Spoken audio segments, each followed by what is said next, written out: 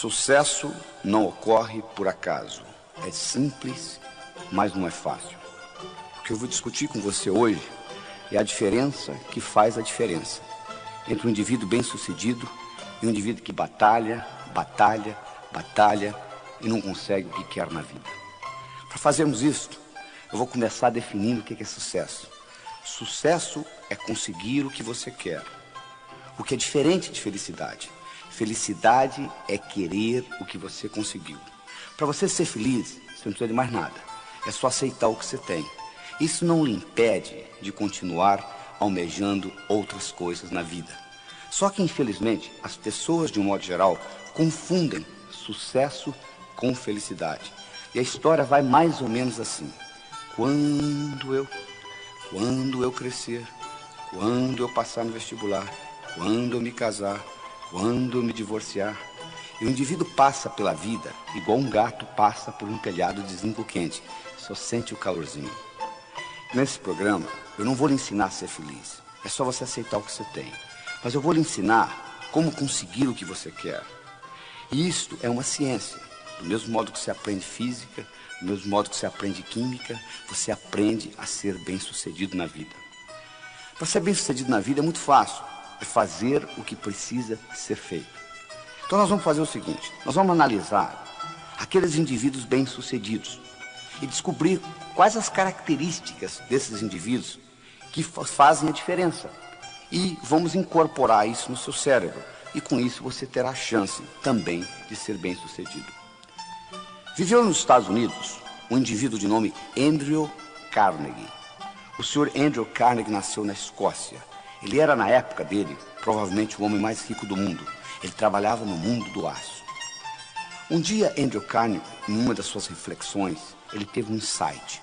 Ele teve uma ideia. Ele disse, um dia eu vou morrer como todos nós morremos. Eu vou deixar muito dinheiro para o mundo, como de fato ele deixou. Ele deixou o dinheiro que construiu o Carnegie Hall em Manhattan, em Nova York. Ele deixou o dinheiro por construir a Carnegie Mellon University nos Estados Unidos. Mas ele disse, eu gostaria de deixar mais do que dinheiro. Eu gostaria de deixar essa habilidade que eu tenho, de tudo que eu coloco a mão, vira ouro. E ele então resolveu criar o que se chama a ciência do sucesso. E ele começou a procurar alguém que estivesse disposto a trabalhar com ele nesse projeto por 25 anos.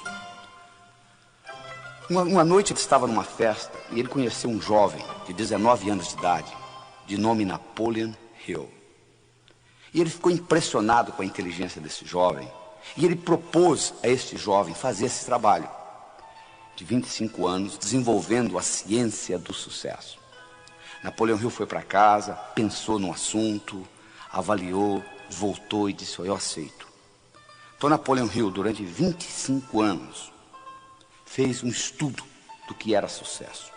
Ele teve a oportunidade de entrevistar 16 mil pessoas.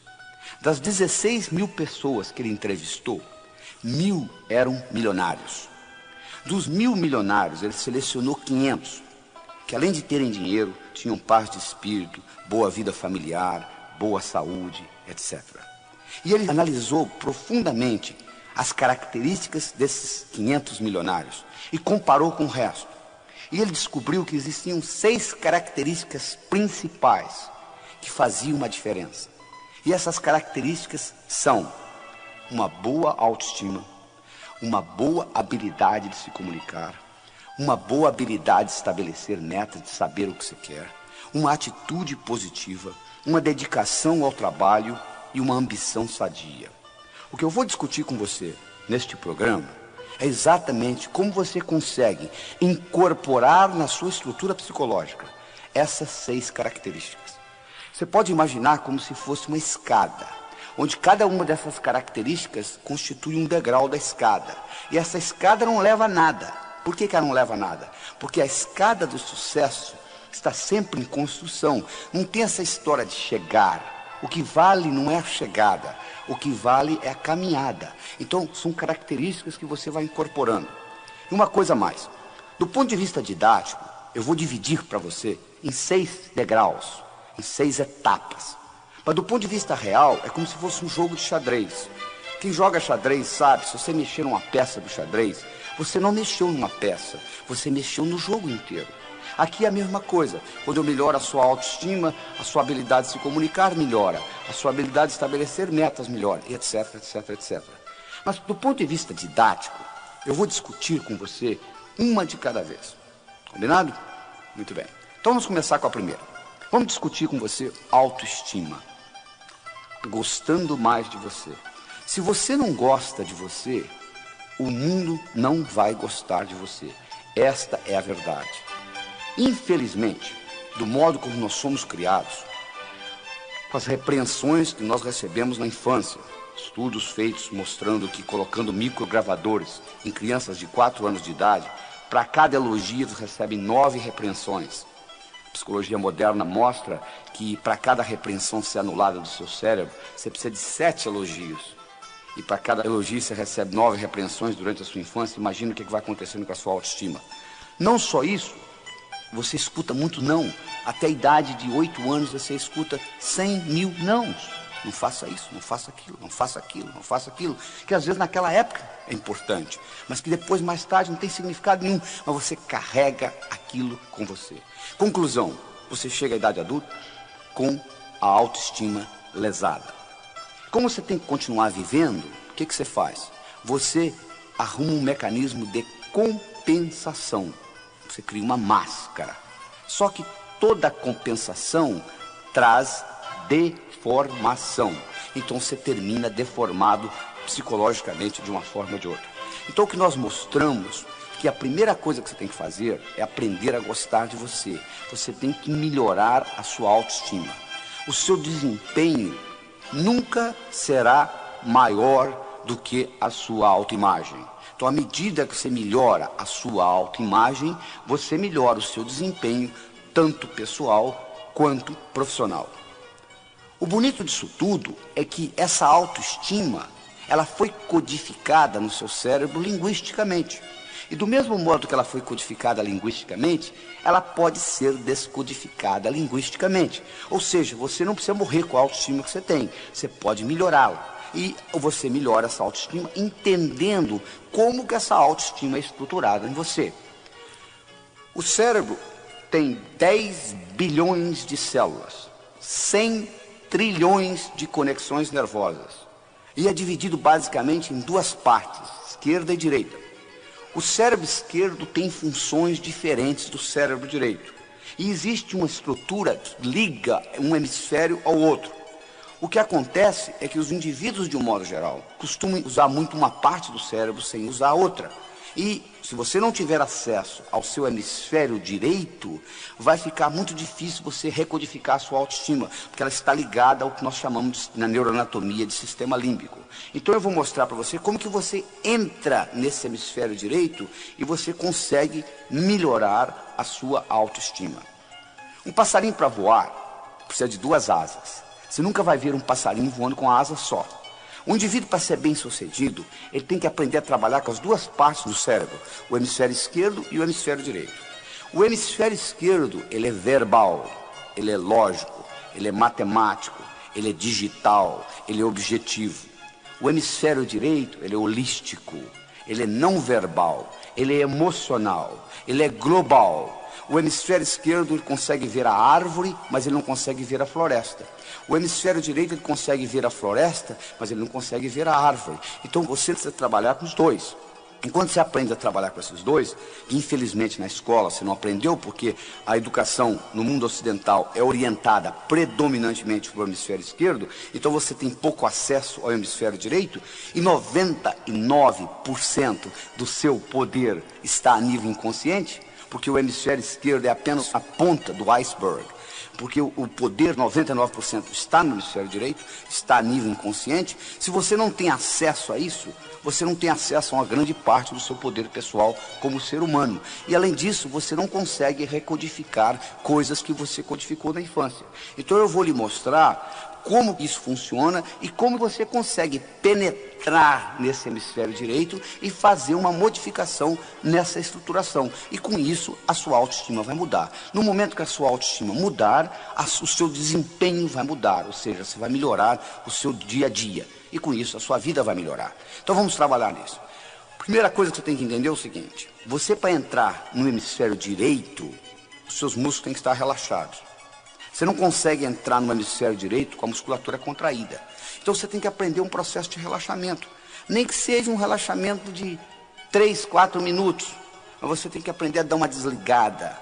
As grandes ideias no mundo vieram do hemisfério direito. Como que o Einstein descobriu a teoria da relatividade? Ele estava deitado numa rede e de repente ele se imaginou viajando num raio de luz e descobriu a teoria da relatividade. Como que Arquimedes descobriu o princípio de Arquimedes? Ele estava deitado numa banheira, tomando banho, e de repente a ideia veio, e ele correndo nu na rua, eureka, eureka, eureka, achei, achei, achei. Porque o jeito como Arquimedes descobriu o princípio de Arquimedes é porque ele trabalhava para um rei, e o rei deu a ele a incumbência de descobrir se a coroa que o rei tinha ganho de presente era uma coroa totalmente de ouro, ou se tinha prata misturada, mas ele tinha que descobrir isso sem destruir a coroa.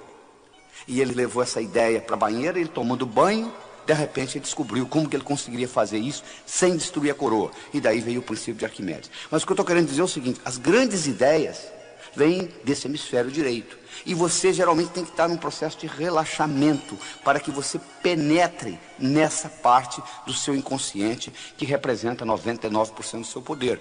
Às vezes, em momentos de dificuldade na sua vida, você já entrou nisso. Tem um caso interessante que eles contam de uma senhora que dirigia numa estrada do Texas. Ela dirigia uma picape e a picape furou o pneu. E ela foi trocar o pneu da picape. E nisso que ela estava trocando o pneu, o macaco desceu de novo. Só que ela não percebeu, ela tinha um filho de 4 anos de idade, que saiu da cabine e entrou debaixo da picape. Na hora que o macaco enguiçou, o menino ficou preso debaixo da picape. Ela foi lá e levantou essa caminhonete. Ela com 50 quilos. Mas de onde que vem essa força? Vem do inconsciente. Do mesmo modo que essa força física foi gerada dessa parte do cérebro, nessa situação difícil, existe uma força mental também que vem do inconsciente, que você consegue despertá-la. Uma outra técnica importantíssima para você desenvolver a sua autoestima é a habilidade de visualização. Você ter essa habilidade de visualizar as coisas. Uma visualização bem feita, o cérebro não sabe se aquilo realmente aconteceu ou você só pensou. Eles fizeram um estudo na Universidade de Yale, no estado de Connecticut, nos Estados Unidos, onde eles pegaram um grupo de 30 estudantes, dividiram em 3 grupos, A, B, C, mas antes de dividir em grupos, eles pegaram os 30 estudantes, deram 10 balas, uma pistola para cada um, colocaram um alvo e cada um deu 10 tiros. E eles marcaram o placar. Depois, aleatoriamente, eles dividiram os estudantes em 3 grupos, A, B e C. O grupo A viria ali 5 vezes por semana, 20 minutos por dia, durante 6 semanas, praticando atirar no alvo.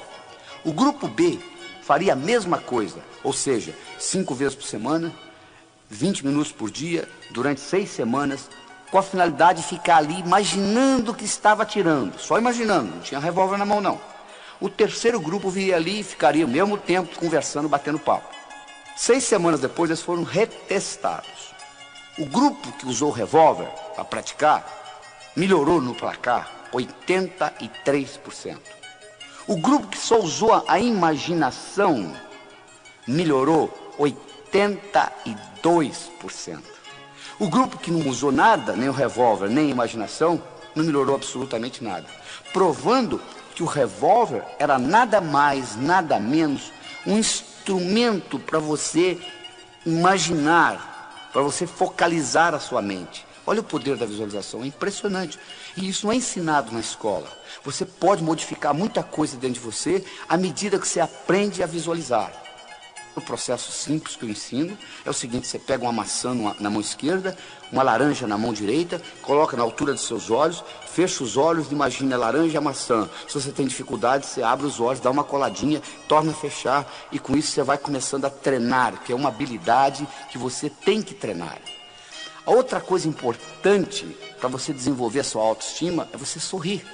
Existe uma conexão entre a musculatura da boca e o cérebro, e na hora que você sorri, se você estiver sorrindo mesmo forçado, libera um hormônio chamado beta-endorfina, e esse hormônio lhe faz bem.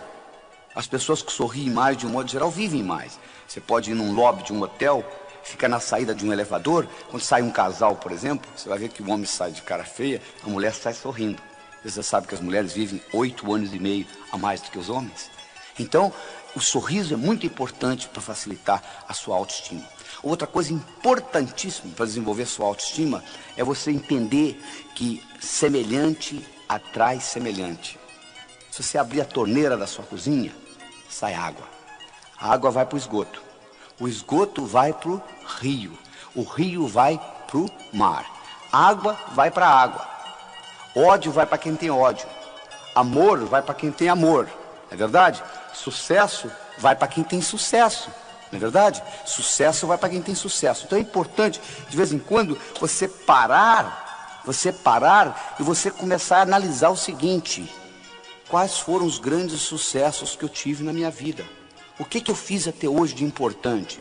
E no momento que você começa a se concentrar naquilo que você fez de importante, você vai perceber o seguinte, que trazendo aquela imagem para o seu cérebro de sucesso, aquilo vai atrair mais sucesso. Interessante, né? Aquilo vai atrair mais sucesso. Semelhante atrai semelhante. Outra coisa importante para você desenvolver a sua autoestima é você ter essa habilidade de entender que falha faz parte do processo. Como é que você aprendeu a andar? Você levantou, caiu, levantou, caiu, levantou, caiu, até que um dia você andou, não é verdade? Então, tudo que você vai fazer na vida, entre a sua realidade e a sua visão, vai ter etapas. Essas etapas, às vezes você não vai fazê-las certas da primeira vez. Mas não existe o errado, existem etapas. Conta-se que uma vez um amigo do Thomas Edison estava conversando com ele e disse: "Ô Thomas, eu não entendo o que você faz. Você já testou 10.000 substâncias e elas não funcionaram para você criar essa lâmpada incandescente que você está criando. Por que você não desiste? Já errou 10.000 vezes." Thomas Edison disse: "Não, você está enganado. Eu não errei 10.000 vezes. Eu excluí 10.000 coisas que não funcionam. Ou seja, eu usei isso como etapa." A outra coisa importante para você desenvolver a sua autoestima é você ter a habilidade de doar-se. Fazer coisa independente de dinheiro. Fazer coisa pelo prazer de fazê-la. Eu não tenho nada contra o dinheiro. Eu trabalho nisso, com livro de prosperidade, etc. Mas eu acho que você tem que fazer as coisas na vida, às vezes, independente do interesse financeiro. Só pelo prazer de manifestar aquilo no universo. E aquilo lhe dá uma satisfação tão grande que você desenvolve a sua autoimagem com isso. Outra característica importante do desenvolvimento da autoestima é o seguinte: se você vive em terreiro de peru, não espere voar com águias. É verdade? Se você vive em terreiro de peru, não espere voar com águias. Se os seus amigos são amigos negativos, que puxam você para baixo, é muito difícil você deslanchar na vida. Já é difícil nadar contra a correnteza, principalmente com peso no pescoço. Então é importante você entender que você tem que procurar amizades de pessoas do seu nível ou melhor do que você. Porque você terá espelho, você terá pessoas para você modelar, imitar e, consequentemente, crescer. Se você se liga a indivíduos que estão pior do que você, o que vai acontecer é que vão puxar você para baixo. Então, se você vive em terreiro de peru, é muito difícil você aprender a voar com águias. E, finalmente, uma característica importante na autoestima são as suas qualidades. Você tem que sempre focalizar naquilo que você é bom e não naquilo que você é ruim. Se você tem 1,70 m, você nunca vai ser um excelente jogador de basquete. Por mais que você pratique, você pode praticar 24 horas por dia, 365 dias por ano. Você nunca vai ser um excelente jogador de basquete. Por quê? Sua altura, tendo 1,70 m, não é uma qualidade para jogar basquete. Você tem que procurar aquilo que você é bom e você capitaliza naquilo que você é bom. São Tomé dizia o seguinte: eu preciso ver para crer. Na minha opinião, São Tomé estava um pouquinho enganado. Eu acho que você precisa crer para ver. Tudo que aconteceu de importante no universo, todas as descobertas importantes, elas ocorreram antes de quem inventou vê-las. Ele viu primeiro na mente.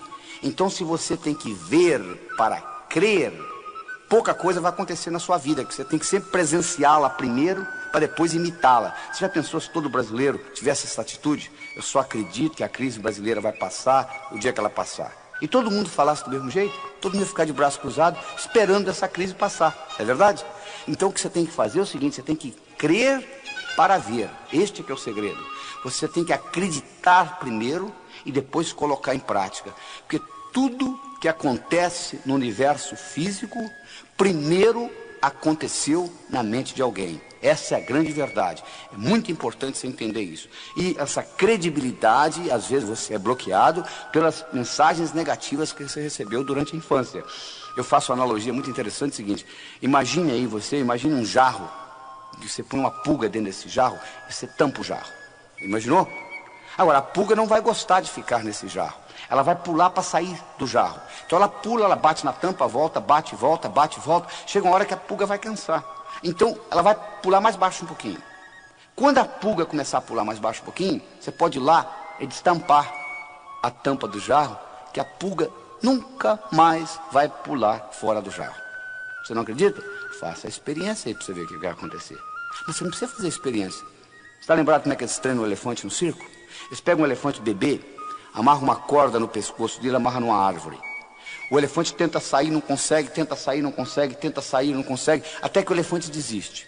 No momento que o elefante desistiu, ele agora está condicionado. Quando ele é adulto, agora a única coisa que o palhaço tem que fazer é amarrar uma corda no pescoço dele e amarrar na perna do tamborete. E ele continua pensando que ele está amarrado numa árvore. Interessante, né? Porque ele está condicionado. Você não precisa ir ao circo. Olhe no espelho. É verdade. Tem muita coisa que você foi condicionado que hoje está obsoleto. Quando você tinha 7 anos de idade, sua mãe disse: não atravesse a rua sozinho. Perfeitamente. Quando você tinha 7 anos, aquilo era importante. Agora já não é tão importante. Agora você tem que atravessar sozinho. Bom, isso aí você já superou. Mas existem muitas outras crenças, muitas outras limitações que foram impostas pelos seus pais em você, com a melhor das intenções, que estão lhe bloqueando, e estão bloqueando essa sua habilidade de crer para ver. É isso que você tem que aprender a desenvolver, porque o seu cérebro trabalha ciberneticamente. O que é isso? Para quem não sabe o que é cibernética, cibernética é a disciplina que estuda sistemas autônomos.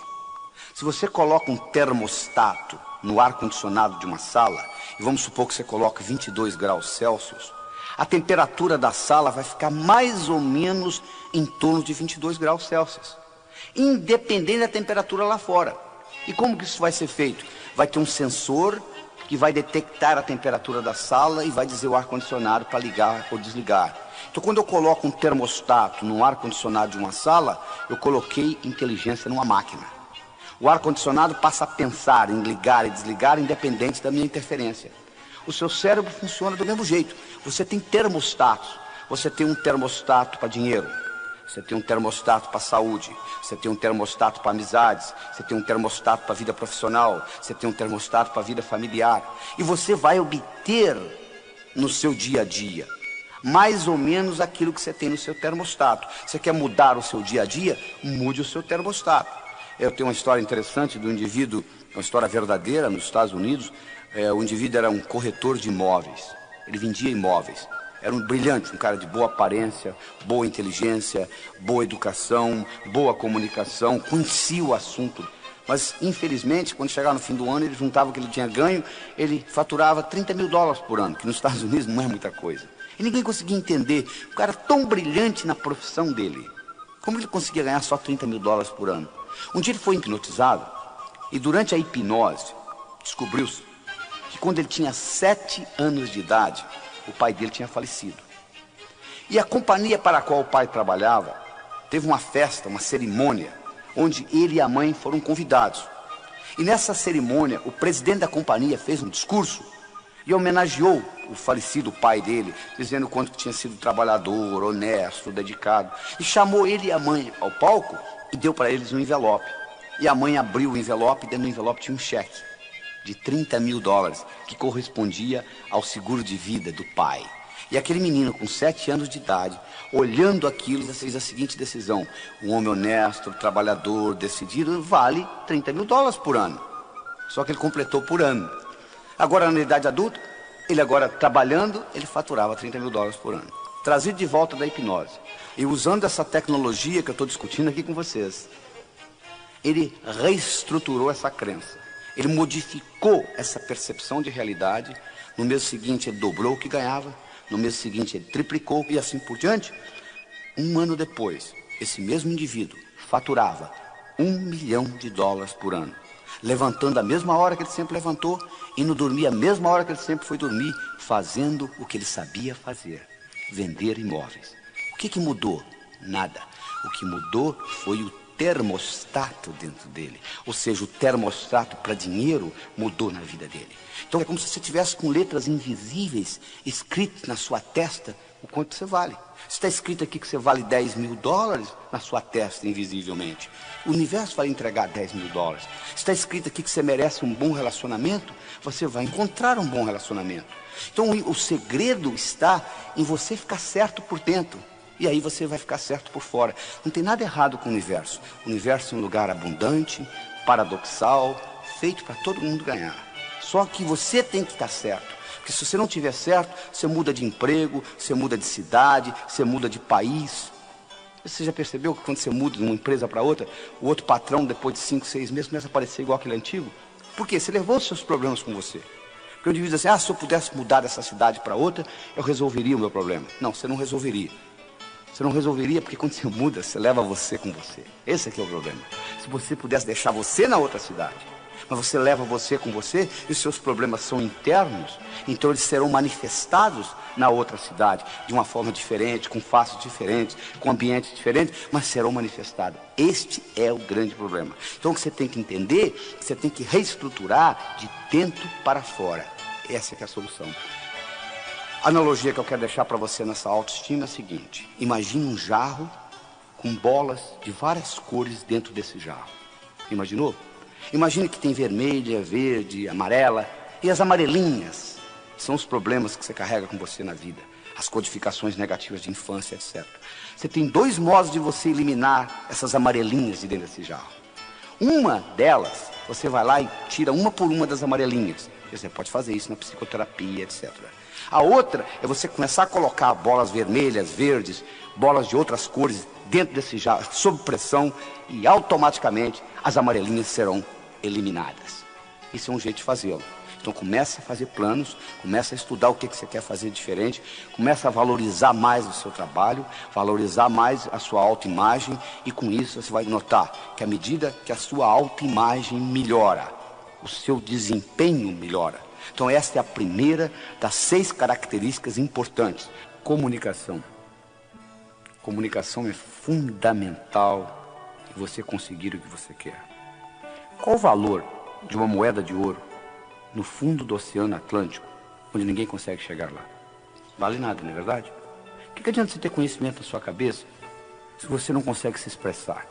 Não resolve absolutamente nada. Comunicação é uma habilidade essencial na sua vida pessoal e profissional. Deixa eu lhe perguntar uma coisa. O quanto de comunicação você aprendeu na escola? Praticamente nada, né? O que você sabe de comunicação, você aprendeu por autodidatismo ou por osmose. Ninguém nunca lhe ensinou como que o cérebro se comunica. Não é verdade? E é essencial para você entender isto. Então nós vamos discutir com você como que você consegue aumentar o que eu chamo a sua inteligência interpessoal. Como que você faz isso? Primeiro, você é julgado na vida por 4 coisas: o que você faz, a sua aparência, o que você diz e como você diz o que você diz. O que você faz? Como é que você descreve a sua profissão? Se você não valorizar o que você faz, o mundo não vai valorizar, isso eu posso lhe garantir. Às vezes o sujeito reclama assim, porque o meu patrão não me dá o valor que eu mereço. Você se dá. Você valoriza o trabalho seu? A valorização tem que começar com autovalorização. Ou seja, primeiro você tem que gostar do seu trabalho, você tem que valorizá-lo, você tem que aprender a descrevê-lo de uma forma atraente. A história que eu conto é o seguinte: você pega 2 pedreiros, um trabalhando ao lado do outro. Você pergunta para um pedreiro, o que você faz na vida? Ele diz, eu sou pedreiro, eu coloco um tijolo em cima do outro, um tijolo em cima do outro. Você pega outro indivíduo que também é pedreiro, que está sentado ao lado dele, e você pergunta, o que você faz na vida? Eu sou pedreiro, eu estou construindo a Catedral de Notre Dame, que vai ficar para a posteridade. Olha que interessante. Os dois fazem a mesma coisa. Colocam um tijolo em cima do outro. Um está vendo a profissão dele como colocar um tijolo em cima do outro. O outro tem uma perspectiva muito maior. Ele tem a sensação que ele está construindo uma coisa que vai ficar para a posteridade. Então, a pergunta para você que eu tenho é o seguinte: o quanto que você valoriza o seu trabalho? Não interessa a sua profissão, o seu trabalho é importante. A segunda coisa que você vai ser julgado é pela sua aparência. Você já imaginou se você encontrasse um indivíduo, se fosse num curso, fazer um curso sobre sucesso, e você encontrasse lá um indivíduo de jeans, furado no joelho, tênis desamarrado, camiseta, uma tatuagem no braço, mascando chiclete? Você diz, poxa, mas esse é um indivíduo que vai ensinar sucesso? A aparência é fundamental. Eu digo o seguinte: se você quiser servir o exército, não apareça lá com o uniforme da Marinha. Se você quer jogar no time do Flamengo, não entre em campo com a camisa do Fluminense. Ou seja, você tem que se vestir de acordo com a mensagem que você quer passar. Eles fizeram um estudo em Nova York, no metrô de Nova York, na época que o metrô era 75 centavos.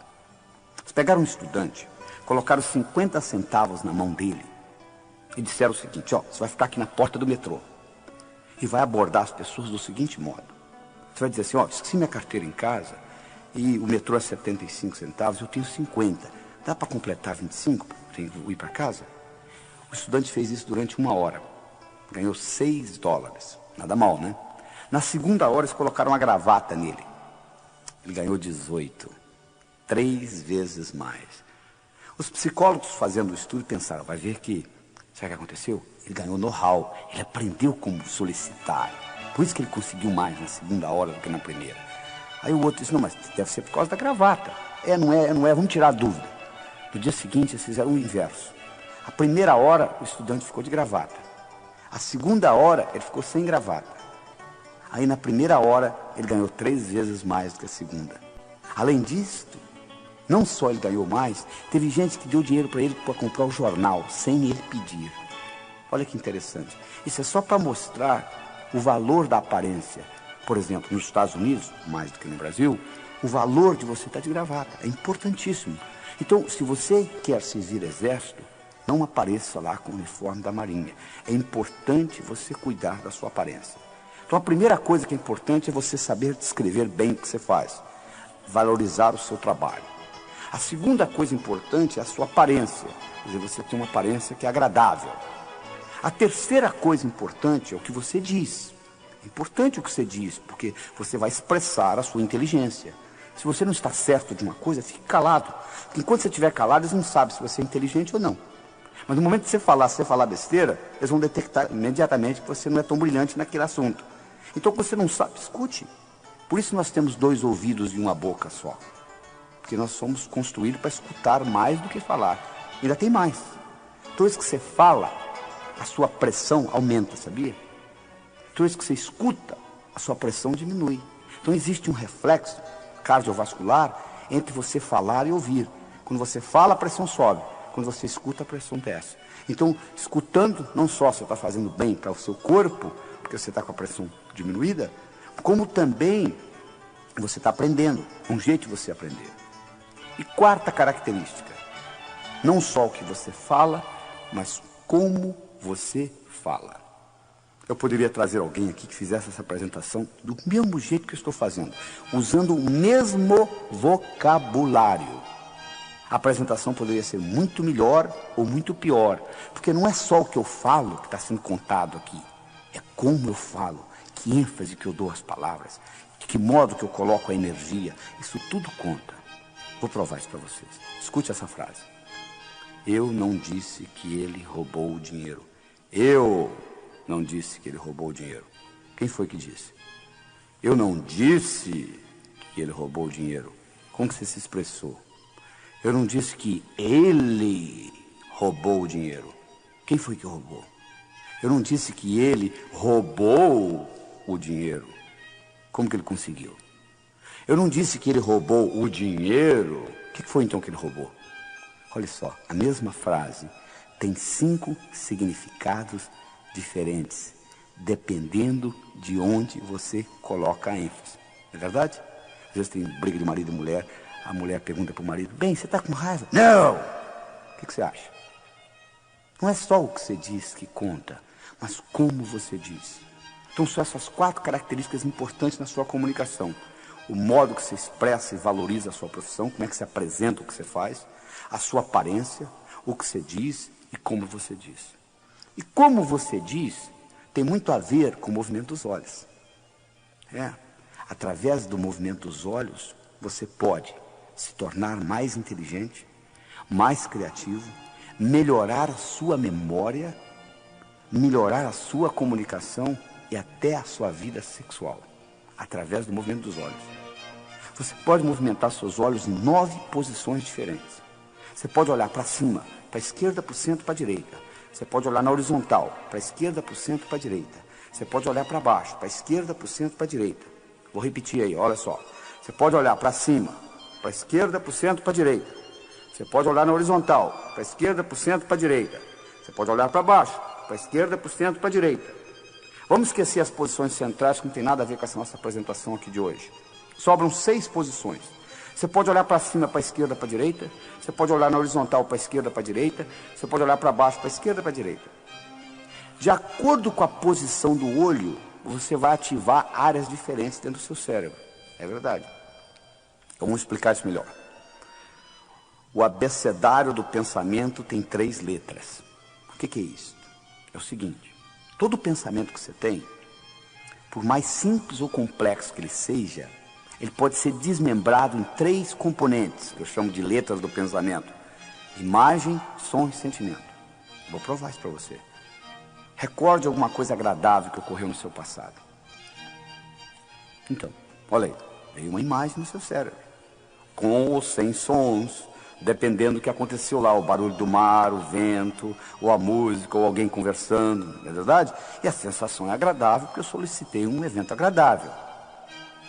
Todo o pensamento, por mais simples ou complexo, você pode desmembrá-lo em imagem, som e sentimento. É assim que o cérebro trabalha. Ora, o interessante é que através do movimento dos olhos, você consegue perceber se a pessoa dentro do cérebro está trabalhando com imagem, com som ou com sentimento, naquele momento. Então, quando eu olho para os seus olhos, eu não sei o que você está pensando, mas eu sei como que você está pensando. Ou seja, com imagem, som ou sentimento. Olha que interessante. Se você olha para cima, você está trabalhando com imagens dentro do seu cérebro. Vou fazer um teste, olha só. Qual foi a cor da blusa ou da camisa que você usou antes de ontem? Tente recordar da cor da blusa ou da camisa que você usou antes de ontem. Você percebe, olha como é que seu olho subiu, olha aí, que interessante. Na hora que você faz essa pergunta para o seu cérebro, você percebe que seu olho sobe. Sobe por quê? Porque você vai ter acesso à cor da camisa através de imagem. Então o seu olho vai subir. Se o seu olho sobe para a esquerda, você está lembrando coisas que você já sabe. Se o seu olho sobe para a direita, você está criando coisas novas no seu cérebro. Presta atenção nisso que eu vou falar. Pense num elefante roxo, de cauda vermelha e orelhas amarelas. Elefante roxo, de cauda vermelha e orelhas amarelas. Olha o que acontece com o seu olho quando você começa a visualizar. A tendência é ele subir para cima, para a direita. Porque você nunca viu um elefante com essa cor. Você tem que criar isto no seu cérebro. Ora, você aprendeu então que quando você trabalha com imagens, os seus olhos sobem. Para a direita, criando coisas novas. Para a esquerda, recordando. Eu disse para vocês que através do movimento dos olhos você pode melhorar a sua memória. Claro que você pode. Se eu estou querendo lembrar uma imagem de alguém, estão lembrados do João? O João, quem que é o João? O João. Aí você olha, lembrei. Por que você lembrou? Porque você coloca o olho na posição certa, ou seja, para cima, para a esquerda. E aí você lembra, porque você ativa a parte do cérebro que tem a memória visual. Se você é um pintor e você está querendo criar um quadro, e se você trabalha olhando para cima, para a direita, a sua criatividade vai aumentar, automaticamente, porque você está ativando aquela parte da criatividade visual. Se você trabalha com os olhos na horizontal, você está trabalhando com sons dentro do cérebro. Se você olha na horizontal para a direita, você está criando novos sons. Se você é um compositor, você está sentado no piano e você quer aumentar a sua criatividade, como compositor, você trabalhando, olhando na horizontal para a direita, facilita o processo. Se você está lembrando da face do indivíduo, mas esqueceu o nome, esqueceu, de repente você lembra, é só você colocar os olhos na horizontal para a esquerda, que você vai lembrar. Se você olha para baixo, para a esquerda, você está conversando com você mesmo, essa voz aí que está, que voz? Essa que está perguntando que voz, está aí atrás da cabeça, fazendo comentários daquilo que eu vou falando. Se você olha para baixo, para a direita, você tem sensações do corpo e sensações de emoções. Então eu estou mostrando que através do movimento dos olhos, você consegue ter a melhor ideia do que está acontecendo dentro do cérebro. Ora, se eu estou conversando com você, e eu percebo que seus olhos subiram, eu não sei o que você está pensando, mas eu sei como que você está pensando, usando imagens. Se agora eu uso a minha palavra para encaixar nisto, e eu falo assim, você está vendo o que eu estou falando? Quando eu coloquei a palavra vendo, e o seu canal visual está aberto, essa palavra encaixa direitinho. É a mesma coisa que está entrando raios de televisão onde você está, mas você não está conseguindo captá-los porque você não está com o receptor ligado. No momento que você ligar naquele canal, você pega. Ora, se eu encontrei o canal aberto e eu solto a palavra vendo, isso tem um impacto no seu cérebro muito maior que se eu tivesse soltado uma palavra auditiva. E a partir daí, eu começo a me tornar um melhor comunicador.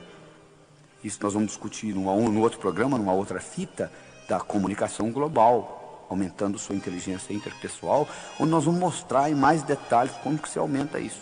Mas o que eu quero mostrar aqui é que para você ser bem sucedido, você tem que melhorar a sua habilidade de se comunicar. E isso não foi ensinado na escola, entende?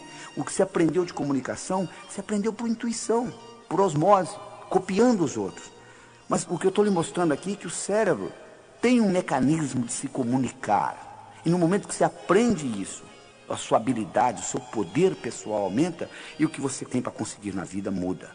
Então é muito importante você entender que comunicação é fundamental, é essencial. Eu vou repetir aquilo que eu falei no começo. Qual o valor de uma moeda de ouro no fundo do Oceano Atlântico, onde ninguém chega lá? Não adianta nada. Não adianta você ter conhecimentos brilhantes dentro do seu cérebro se você não consegue se comunicar com o mundo. Não é verdade? Então é isso que está aí. Então nós já discutimos duas coisas. Duas características que fazem a diferença, não é isso? Entre os indivíduos bem-sucedidos e aqueles que batalham, não conseguem o que é na vida. Uma delas foi a autoestima, e eu mostrei para você que você pode mudá-la. E a segunda é a comunicação. Eu estou mostrando para você também que você pode mudá-la. Você não vai num berçário e diz aquele ali vai ser um bom comunicador, aquele não vai, aquele não vai. Comunicação é programação. Então nós estamos melhorando a programação e melhorando a comunicação das pessoas através desse processo. Vamos discutir uma terceira coisa. Metas. E como que nós transformamos sonhos em metas. Tem gente que nem sonha mais, já parou de sonhar. Tem gente que sonha a vida inteira. Mas como que você consegue transformar sonhos em metas? Bom, quando você terminar de escutar essa fita, você vai fazer outra coisa, não vai? Provavelmente você já sabe o que é, não é? Agora deixa eu lhe perguntar uma coisa. O que você vai fazer com a sua vida daqui a um ano? Hein? Daqui 5 anos, daqui 10 anos, daqui 15 anos, daqui 20 anos. Sabe o que você vai dizer para mim? Não tive tempo ainda de parar para pensar. Coisa mais importante que é a sua vida, você não teve tempo de planejar, né? É tão difícil você voltar você conseguir uma coisa que você não sabe o que é, como voltar de um lugar que você nunca foi. Não é verdade? Então, a primeira coisa que você tem que entender é o seguinte, você tem que saber o que você quer. Você tem que saber transformar, você tem que sonhar, você tem que transformar seus sonhos em metas e você tem que implementar essas metas. Deixa eu contar para vocês o resultado de um estudo fascinante que foi feito na Universidade de Harvard. Em 1953, eles entrevistaram todos os formandos da Universidade de Harvard. Fizeram um questionário grande. O que você vai fazer depois de formado? Nos primeiros 6 meses, 1 ano, 5, 10, 15, 20. A maioria não tinha a menor ideia. Uma pequena minoria tinha uma ideia. Dessa pequena minoria, uma pequena minoria ainda menor, tinha por escrito. Em 1973, 20 anos depois, eles reentrevistaram esses estudantes. Sabe o que eles descobriram? Que aqueles 3% que tinham por escrito o que eles iam fazer nos próximos 6 meses, 1, 5, 10, 15, 20 anos, valiam mais financeiramente do que os 97% juntos. Além do mais, tinham melhor vida familiar, menor número de hospitalização, etc, etc, etc. Eles ficaram fascinados com o resultado e resolveram avaliar. Vai ver que esses indivíduos são mais inteligentes. Eles foram verificar o QI eram mesmo. Vai ver que vem de raça diferente. Não, não era diferente. Vai ver que é o background, de que família que veio. Não era. A única diferença que fazia a diferença é que aqueles indivíduos tinham por escrito o que eles iam fazer nos próximos 6 meses, 1, 5, 10, 15, 20. Você tem por escrito? Não, né? Pois é, deixa eu lhe ajudar nessa então, tá? Porque se você falhar em planejar, meu amigo, você está planejando em falhar. Tá bom? Então vamos discutir algumas das metas que você pode criar para você, tá bom? Você pode criar, por exemplo, uma meta física. É importante você ter um corpo sadio. Isso é fundamental na sua vida. Porque a mente não está só dentro do cérebro. A mente está no corpo inteiro. Não tem jeito de você ter uma mente sadia com um corpo doente. Então é importante você ter meta física. Mas tem gente que só tem meta física. Você viu um indivíduo que faz 8 horas de musculação e fica com um físico enorme andando na rua. E quando chega aos 50 anos entra em profunda depressão porque a musculatura começa a atrofiar. Ou seja, eles colocaram o ego todo no músculo. É importante você ter um corpo sadio? É. Mas você não pode colocar todos os seus ovos na mesma cesta. Porque alguém vem, carrega a cesta e leva. Então, é importante você ter meta física. Claro que é. Mas não é só meta física que você tem que concentrar. É importante você ter meta financeira? Claro. Nós vivemos num mundo material. Dinheiro só não é importante para quem não precisa. Porque você precisando, ele é importante. É importante você ter dinheiro. Porque aí você vai se preocupar com coisas mais importantes na vida. Mas enquanto você não tiver dinheiro, dinheiro vai ser uma coisa importante para você. É importante você ter meta financeira. Mas você já percebeu que tem gente que só tem meta financeira? É capaz de matar os outros para ganhar dinheiro? Então, é um desequilíbrio. A terceira coisa importante é... Tem gente que só tem meta espiritual. É importante você ter meta espiritual? Claro que é. Nós vivemos no mundo material. Eu tenho pessoas que vêm aos meus cursos assim, doutor Laí, o senhor ensina viagem astral? Eu falo, meu amigo, você não aprendeu ainda a viver aqui? Como é que você quer viajar? Primeiro aprenda a viver o que você vem fazer aqui. Quando depois da sua morte, você vai viajar astralmente, 24 horas por dia, tempo integral, poxa. Aprenda primeiro a viver o dia a dia. Aprenda a respeitar os outros. Aprenda a ter seu esquema. Aprenda a produzir. Aprenda a fazer as coisas com excelência. Pra você não ficar repetindo nada. Primeiro você aprende isto. Depois você vai pensar em viajar astralmente. Porque você veio aqui para viver uma vida material também. Você não pode só ficar com metas espirituais. Tem gente que só tem meta social.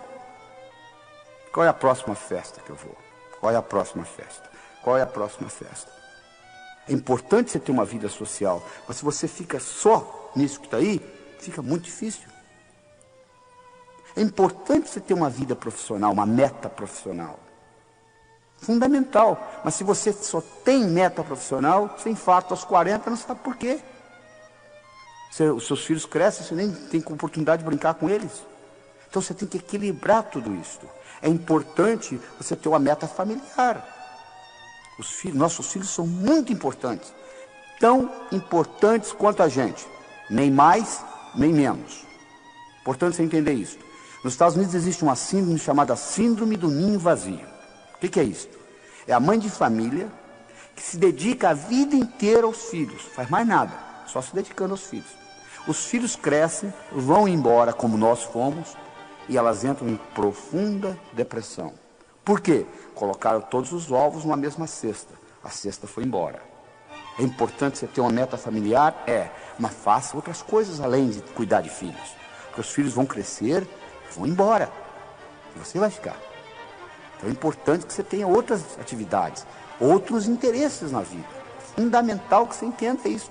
Fundamental. A outra meta que você tem que equilibrar é a meta mental. Tem gente que eu conheço que conhece a enciclopédia britânica de capa a capa. Você pergunta, você fez alguma coisa com esse conhecimento? Por enquanto, nada. O que adianta, então? Sir Francis Bacon dizia, conhecimento é poder, Na minha opinião, ele estava enganado. Conhecimento é poder em potencial. Conhecimento só se torna poder quando passa do campo do pensar para o campo do agir. É importante você ter meta mental? É. Mas só planejar não adianta. Você tem que colocar em prática. E para colocar em prática, um dos grandes segredos é o seguinte: como que eu transformo um sonho numa meta? Você, para transformar um sonho numa meta, a primeira coisa que você tem que fazer é colocar uma data. Tudo aquilo que você coloca na categoria de algum dia não vai acontecer. Aquele livro que você comprou há 4 anos atrás, que está lá na sua prateleira empoeirado, você diz assim: algum dia eu vou lê-lo. Já percebeu que você nunca achou tempo para lê-lo? Por quê? Você colocou na categoria de algum dia. O seu cérebro diz: tá bom, o dia que algum dia chegar, a gente lê. A gente vai ler. Mas acontece que não existe algum dia no calendário. Você quer que uma coisa ocorra na sua vida? Coloca uma data. Coloca uma data, porque na hora que você falasse assim, até o fim da semana que vem, eu vou ler esse livro. O seu cérebro acharia tempo para ler o livro. Como você colocou na categoria de algum dia, não vai acontecer. Tem gente que diz assim: pois é, algum dia eu vou abrir a minha própria empresa. Coloque uma data. Coloque uma data nisto. Eu me lembro, em 1980, eu era diretor executivo da Ciba Geigy nos Estados Unidos. Em 1989, eu resolvi sair da companhia. Eu decidi que eu ia sair da companhia no dia 31 de dezembro de 1989. Dia 6 de julho, que era dia do meu aniversário, de 89, eu declarei internacionalmente para todas as companhias que eu viajava no mundo inteiro pela Ciba Geigy, eu declarei o seguinte: no dia 31 de dezembro eu estarei saindo da companhia. E espalhei para todo mundo, não tem jeito. Quando chegou o dia 31 de dezembro eu não tinha escolha, eu tinha que sair mesmo, porque senão minha moral ia ficar muito baixa, porque eu tinha falado para todo mundo que eu ia sair. Eu determinei uma data, saí no dia 31 e criei minha própria companhia. Se eu tivesse dito: algum dia eu vou sair da companhia, eu estaria até hoje trabalhando para eles. Então é importante você aprender a transformar os seus sonhos em metas. Deixa eu lhe dar outras características importantes com relação a metas. Primeiro, meu amigo, a meta tem que ser sua. Por que você está estudando medicina? Porque o papai gosta. Então manda seu pai fazer o vestibular de medicina se ele gosta tanto. Você tem que fazer uma coisa que seja sua. Entende? Você goste. A segunda coisa, você tem que estar comprometido, não é envolvido não, é comprometido. As pessoas chegam para mim e dizem assim: como é que faz para ter sucesso como o senhor tem? Eu falo: sucesso é muito fácil, é só fazer o que precisa ser feito. É que as pessoas não estão dispostas a fazer o que precisa ser feito. Aí não acontece nada. Nada ocorre na sua vida sem a sua participação. É muito fácil ser bem sucedido na vida, é só fazer o que precisa ser feito. Você tem que estar comprometido. Existe uma grande diferença entre comprometimento e envolvimento. Hoje de manhã, no café da manhã, eu tive presunto com ovos. A galinha que botou os ovos estava envolvida no meu café da manhã. O porco estava comprometido. Ele deu a vida pelo presunto. Vocês entenderam a diferença? Ou seja, quando você está comprometido com a sua meta, você sabe o que vai acontecer. Não interessa os obstáculos, você vai vencê-los. Sua meta tem que ser grande, meu amigo. Você tem que mirar na lua. Porque se você errar, você não vai estar entre as estrelas. Faça metas grandes. Quando você contar para os seus amigos, eles não acreditam. E tá bom. Quando eu mudei para os Estados Unidos em 1976, falei para um amigo meu: em 3 anos eu vou ensinar cardiologia para americano. Ele riu de mim e disse: como é que pode? Você está vindo lá do Brasil, vai ensinar cardiologia para americano? Sabe quanto tempo levou? 8 meses. Eu dei a minha primeira apresentação em Washington, D.C. para 400 cardiologistas. Quando eu contei para o meu amigo que eu ia ensinar cardiologia para americano, ele riu. Eu sabia que o tamanho estava bom, não precisava aumentar. Se ele acreditasse, eu teria que aumentar. Você tem que fazer a meta grande. Como eu disse, você tem que mirar na lua. Porque se você errar, você ainda vai estar entre as estrelas. Você tem que fazer metas a longo prazo. 5, 10, 15, 20 anos. Porque se você fizer meta a longo prazo e seu chefe lhe der uma bronca amanhã de manhã, não vai estragar seu dia. Você diz: não, estou interessado para frente. Isso aqui é apenas uma etapa para chegar lá. Então é importante você entender essa característica. Você tem que planejar. Se você falha em planejar, você está planejando em falhar, meu amigo. É importante você entender essa característica. Você tem que ter atividades diárias. Você diz assim: eu quero ser milionário em 5 anos. Bom, como que você vai estar daqui a 4? daqui a 3, daqui a 2, daqui a 1, daqui a 6 meses, daqui a 30 dias, daqui a 7 dias. O que você vai fazer amanhã de manhã para ser milionário daqui a 5 anos? É só esperar os 5 anos passar e acabou, não. Você tem que dividir as suas metas. E o bacana é quando você corta elas em pedacinhos, é como comer um salame. Você não come um salame inteiro, mas se eu cortar fatia por fatia com uma cervejinha, você acaba comendo o salame todo. As metas é a mesma coisa, se você vê-las como um todo, elas assustam. Mas se você quebrá-las em pedacinhos, muito importante. É também importante você descobrir onde você está com relação à sua meta. Você liga para mim e fala assim: doutor Laí, como que eu chego a São Paulo? Eu lhe pergunto: onde você está? Ah, não sei. Então, se eu me desculpar, eu não posso lhe orientar. Porque se você estiver ao norte, eu vou lhe falar para dirigir sul. Se eu estiver ao sul, eu vou lhe falar para dirigir norte. Mas se disser para mim, eu não sei. Eu me lembro de um caso de um americano, eu estava dando um curso, um americano falou assim: eu quero $50 mil na minha conta até o fim do ano. Eu falei: perfeito, é específico, tem data. Quanto você tem? Ele disse: não sei. Poucos dias depois ele me ligou, ele disse: você não vai acreditar, doutor, eu dei uma checada nas minhas contas todas, somei. Você sabe quanto que eu tenho no banco? $55 mil. Engraçado, né? Você estava pedindo uma coisa que você já tinha, né? Tem muita gente que faz isso na vida. Ah, se eu tivesse talento... O que você acha que é talento, meu amigo? Você acha que o pianista senta lá e começa a tocar piano? Talento é resistência na musculatura glútea. É sentar lá e praticar. Porque quanto mais você pratica, mais sortudo você fica. Então é importante você entender isso. Se você não sabe o que você quer, é muito difícil você conseguir as coisas. Tá bom? Até lá.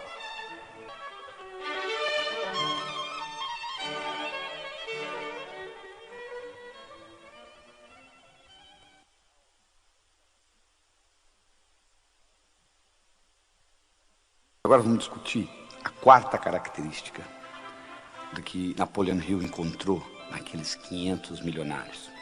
E essa característica é a atitude. A atitude que você tem com relação às coisas. Se eu lhe apresento um copo pela metade de água, você pode vê-lo metade cheio ou metade vazio. O copo está pela metade. Você pode enfatizar no que tem ou no que está faltando.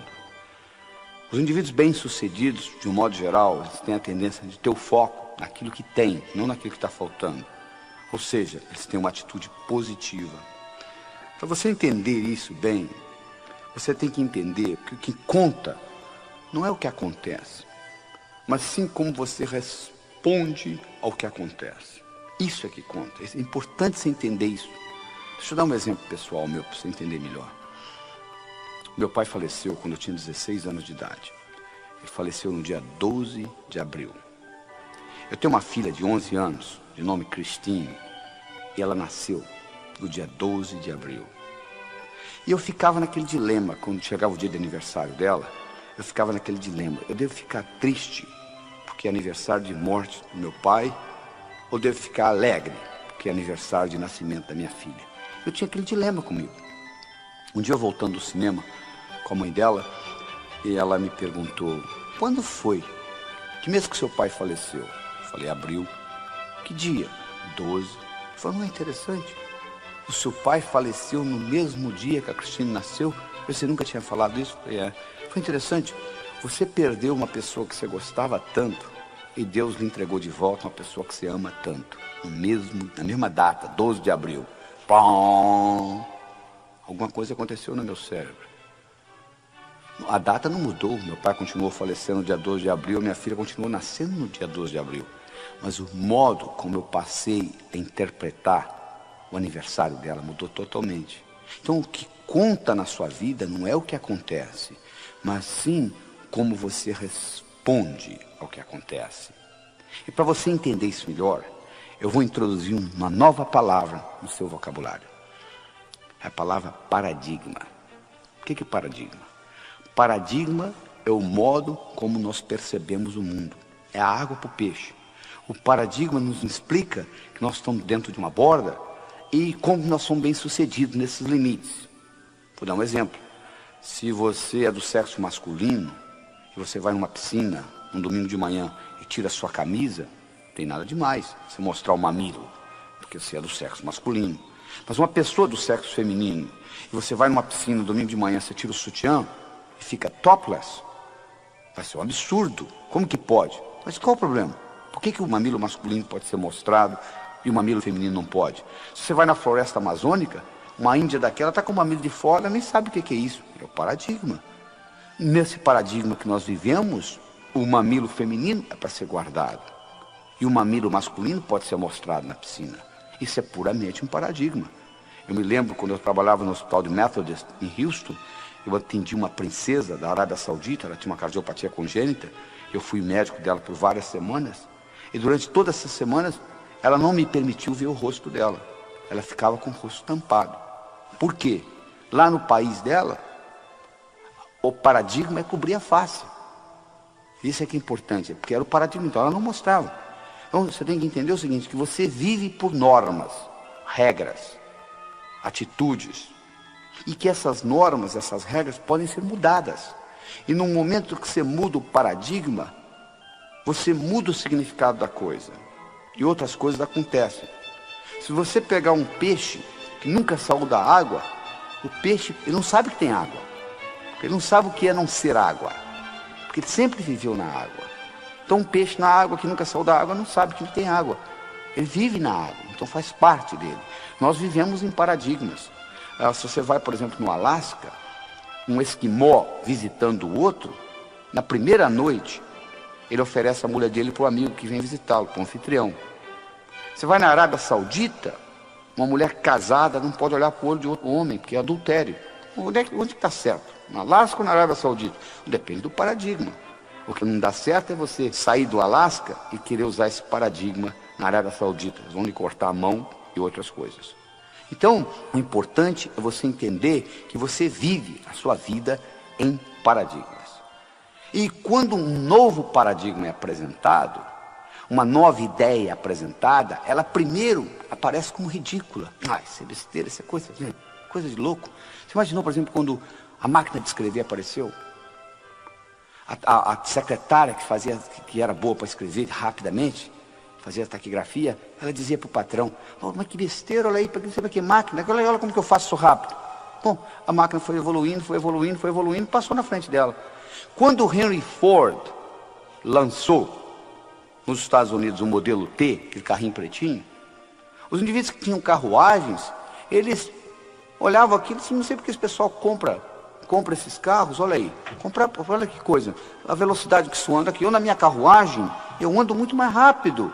Ora, no começo era assim, à medida que o tempo foi passando, a velocidade do carro foi aumentando, chegou um ponto que não dava mais. É verdade? Pois é, então isso é uma mudança de paradigma. Você tem que levar isso em consideração. Um indivíduo de nome Thomas Kuhn, K-U-H-N. Dr. Kuhn foi professor da Universidade de Harvard. E ele fez um estudo dos últimos 400 anos de ciência. E ele mostrou uma coisa fascinante. Ele mostrou que os próprios cientistas vivem em paradigmas. Que quando um cientista descobre um dado que não encaixa no paradigma dele, das duas uma, ou ele é incapaz de perceber o dado, ou ele manipula até encaixar no paradigma dele. Então ciência é nada mais, nada menos do que uma expressão de paradigmas. O Albert Einstein, ele nunca usou a palavra paradigma. Ele tem uma frase famosa que ele diz o seguinte: os problemas importantes não podem ser resolvidos no mesmo nível de pensamento que eles foram criados. Olha que interessante. Os problemas importantes não podem ser resolvidos no mesmo nível de pensamento que eles foram criados. Ou seja, exige uma mudança de paradigma para que isso ocorra. Deixa eu mostrar para vocês um paradigma em ação. Você vai ter que ter uma boa habilidade de visualização para seguir o que eu vou falar. Imagine o seguinte: 3, 6, 9 pontos, expostos como se fosse num quadrado, onde eles estão no canto, no meio e no outro canto do quadrado, em cima, no meio e embaixo. 3, 6, 9 pontos.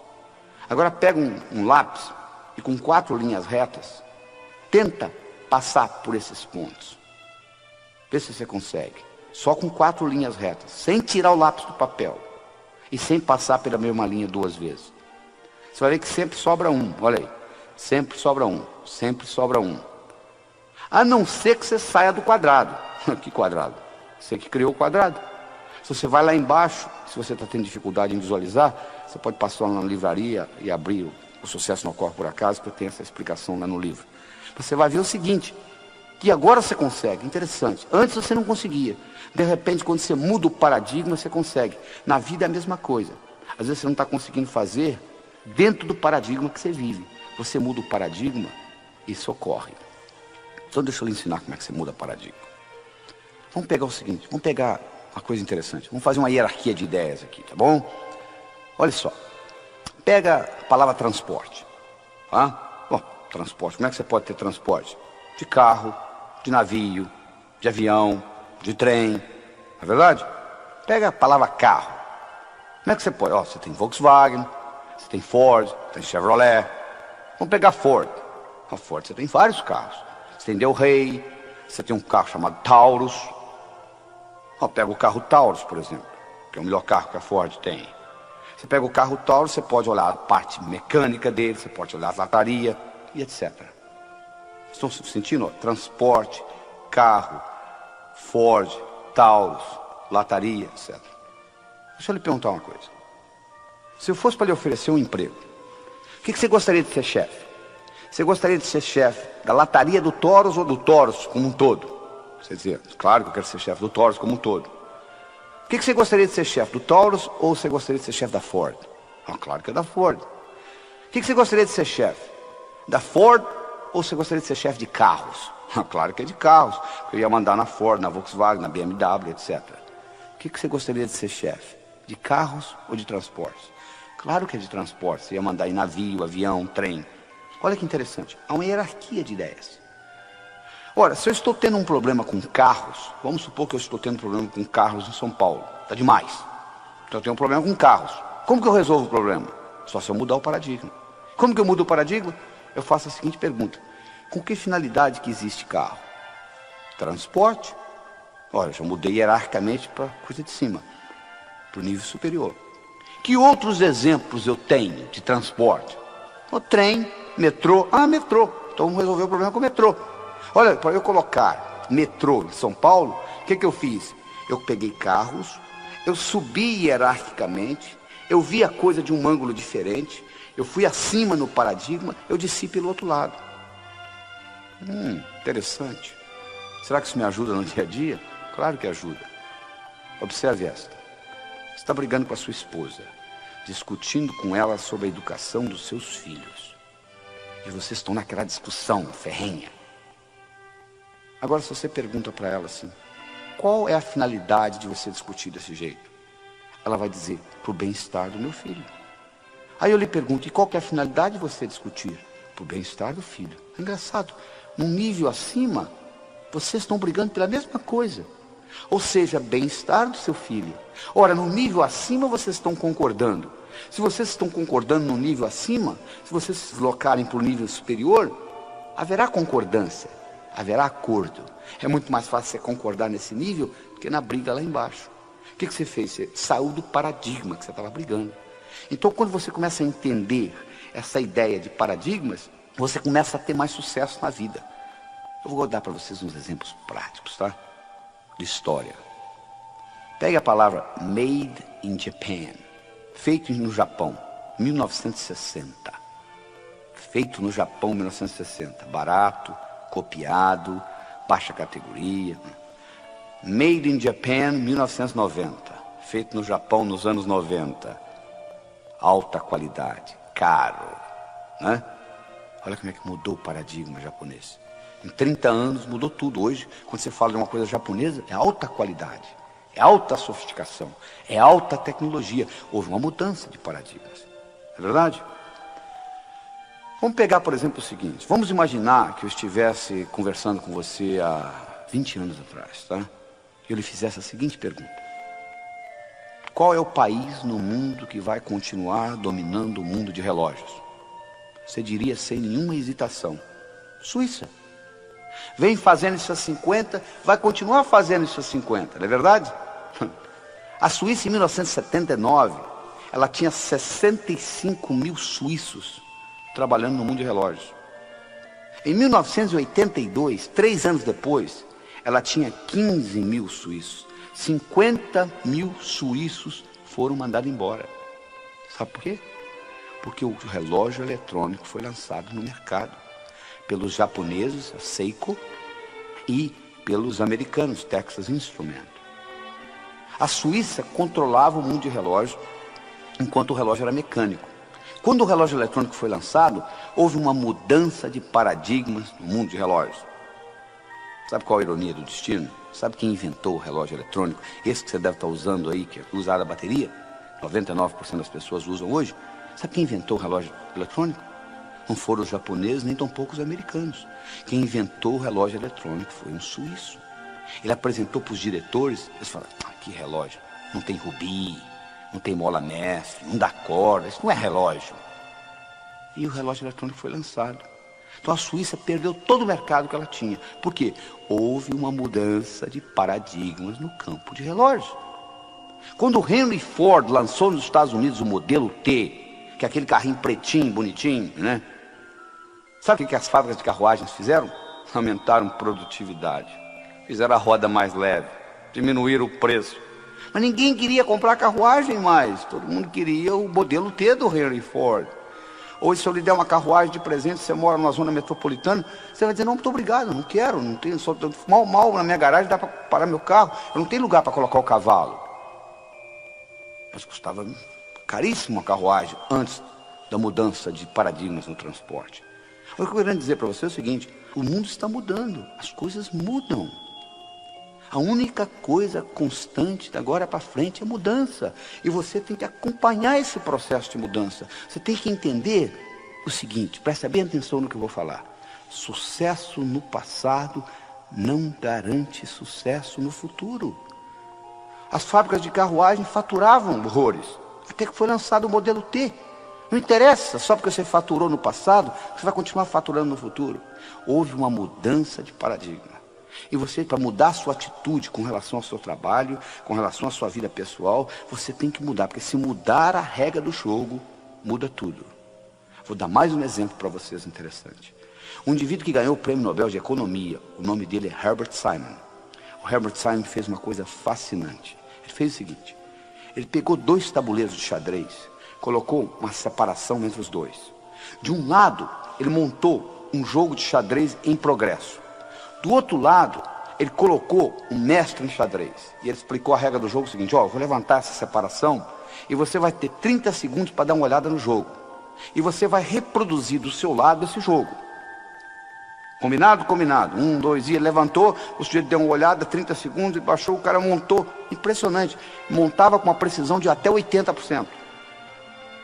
Eles pegaram indivíduos que sabiam mexer com as peças, mas não eram grandes jogadores de xadrez. Fizeram o mesmo estudo. Colocaram o indivíduo lá de lá e disse, vou levantar 30 segundos, dá uma olhada, reproduza no seu tabuleiro. Reproduzi-lo. Precisão, 30%. Quase que aleatório. Aí eles bolaram o seguinte, vamos fazer o seguinte, vamos criar um tabuleiro onde não tem um jogo de xadrez em progresso. Aleatoriamente, pelo computador, nós vamos colocar as peças, ou seja, vão ter 2 bispos na mesma diagonal, etc., que contradiz a regra do xadrez. Chamaram o mestre de xadrez de novo, colocaram de lá, 1, 2, e levantaram, fecharam. Chamaram o indivíduo que estava começando a jogar xadrez. Sabe quem ganhou dessa vez? O principiante. Por quê? Porque no momento que levantou a separação, o mestre de xadrez, sabe o que ele fazia? Ele começou, mas como é que pode 2 bispos na mesma diagonal? Quer dizer, ele se distraía com a história, todo aquele know-how que ele tinha do jogo de xadrez desapareceu, porque mudou a regra do jogo. Na sua vida, meu amigo, a regra do jogo está mudando toda hora. Se você é fixo, se você não tem jogo de cintura, se você não sabe se adaptar à mudança de mercado, à mudança de paradigma, você vai dançar, não tem jeito, você não vai conseguir ser bem sucedido. É importante que você entenda o seguinte, agora para frente a única coisa constante é a mudança. Só para você ter uma ideia, o volume de informação no mundo dobra a cada 4 anos. A partir do ano 2000 vai dobrar a cada 20 meses. Então, o acúmulo é muito grande, a mudança é muito grande. A única coisa que você tem que ter é essa flexibilidade no aprender.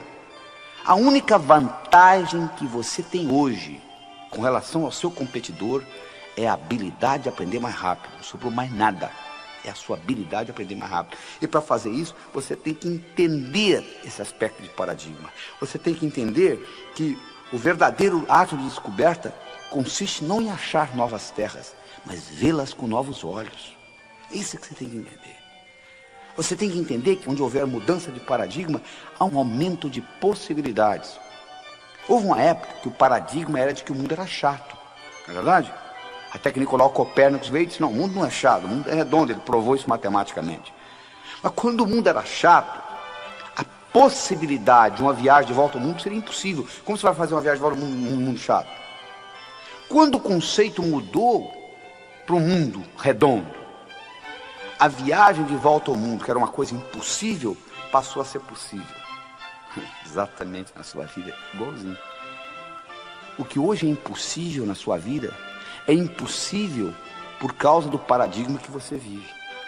Então deixa eu lhe dar uma pergunta que você vai levar para casa e vai guardar com você, que é uma das perguntas mais importantes que eu acho.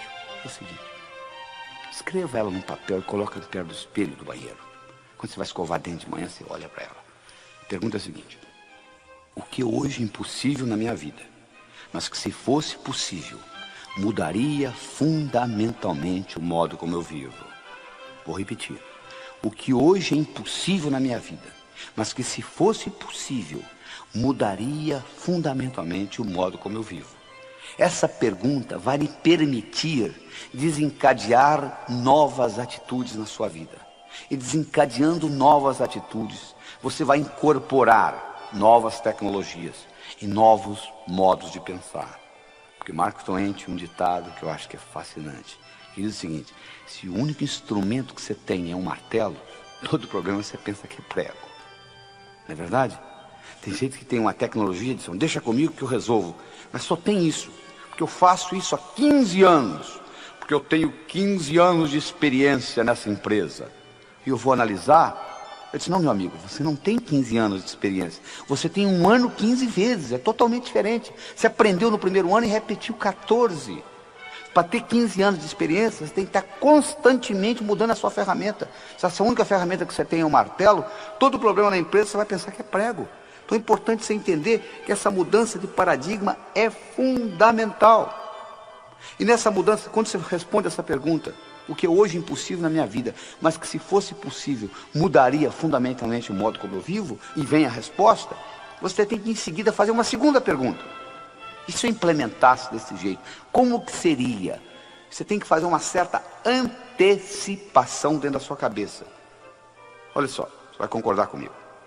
Se você anda, você tem que ver metros na sua frente, senão você bate. Se você dirige um carro, você tem que ver quarteirões na sua frente, senão você bate. Você está dirigindo um carro a 70 km por hora, passa uma pessoa correndo na frente, não dá tempo de você parar. Se você pilota um avião a 1000 km por hora, você tem que ver milhas na sua frente, senão você bate. Se aparecer um obstáculo a 500 metros, você já bateu. Conclusão, quanto maior é a velocidade que você se locomove, maior tem que ser a sua habilidade de antecipar o futuro. E hoje nós vivemos numa velocidade muito grande. Então a sua habilidade de antecipar o futuro é fundamental. E essa pergunta que eu estou lhe dando lhe ajuda a ser um explorador do futuro. Você começa a explorar o que vai vir para frente. O que hoje é impossível na minha vida, mas que se fosse possível, mudaria fundamentalmente o modo como eu vivo. E respondida essa pergunta, você faz a segunda, e se? E você tem que estar disposto a constantemente se achar obsoleto. Porque toda mudança requer que você aprenda de novo. Quando os suíços descobriram que o relógio eletrônico estava entrando no mercado, sabe o que eles fizeram? Um relógio Patek Philippe, antes do relógio eletrônico, tinha uma precisão de 1/30 de segundo. Sabe qual a precisão de um relógio eletrônico, desses baratinhos que você compra na feira por $5? É 1/30.000 de um segundo. Sabe o que os suíços fizeram quando os relógios eletrônicos foram lançados? Eles aumentaram a precisão de 1/30 para 1/60 de segundo. O que é 1/60 comparado com 1/30.000? Se o único instrumento que você tem é um martelo, todo problema você pensa que é prego. Eles acharam que iam resolver mecanicamente. Não resolveram. Finalmente eles descobriram que não dava jeito. Eles tiveram que entrar no mercado eletrônico. Quando os suíços decidiram entrar no mercado eletrônico, eles tiveram que voltar a estaca zero. Toda vez que você muda um paradigma, você tem que voltar a estaca zero. Eles tiveram que aprender eletrônica com os japoneses e os americanos.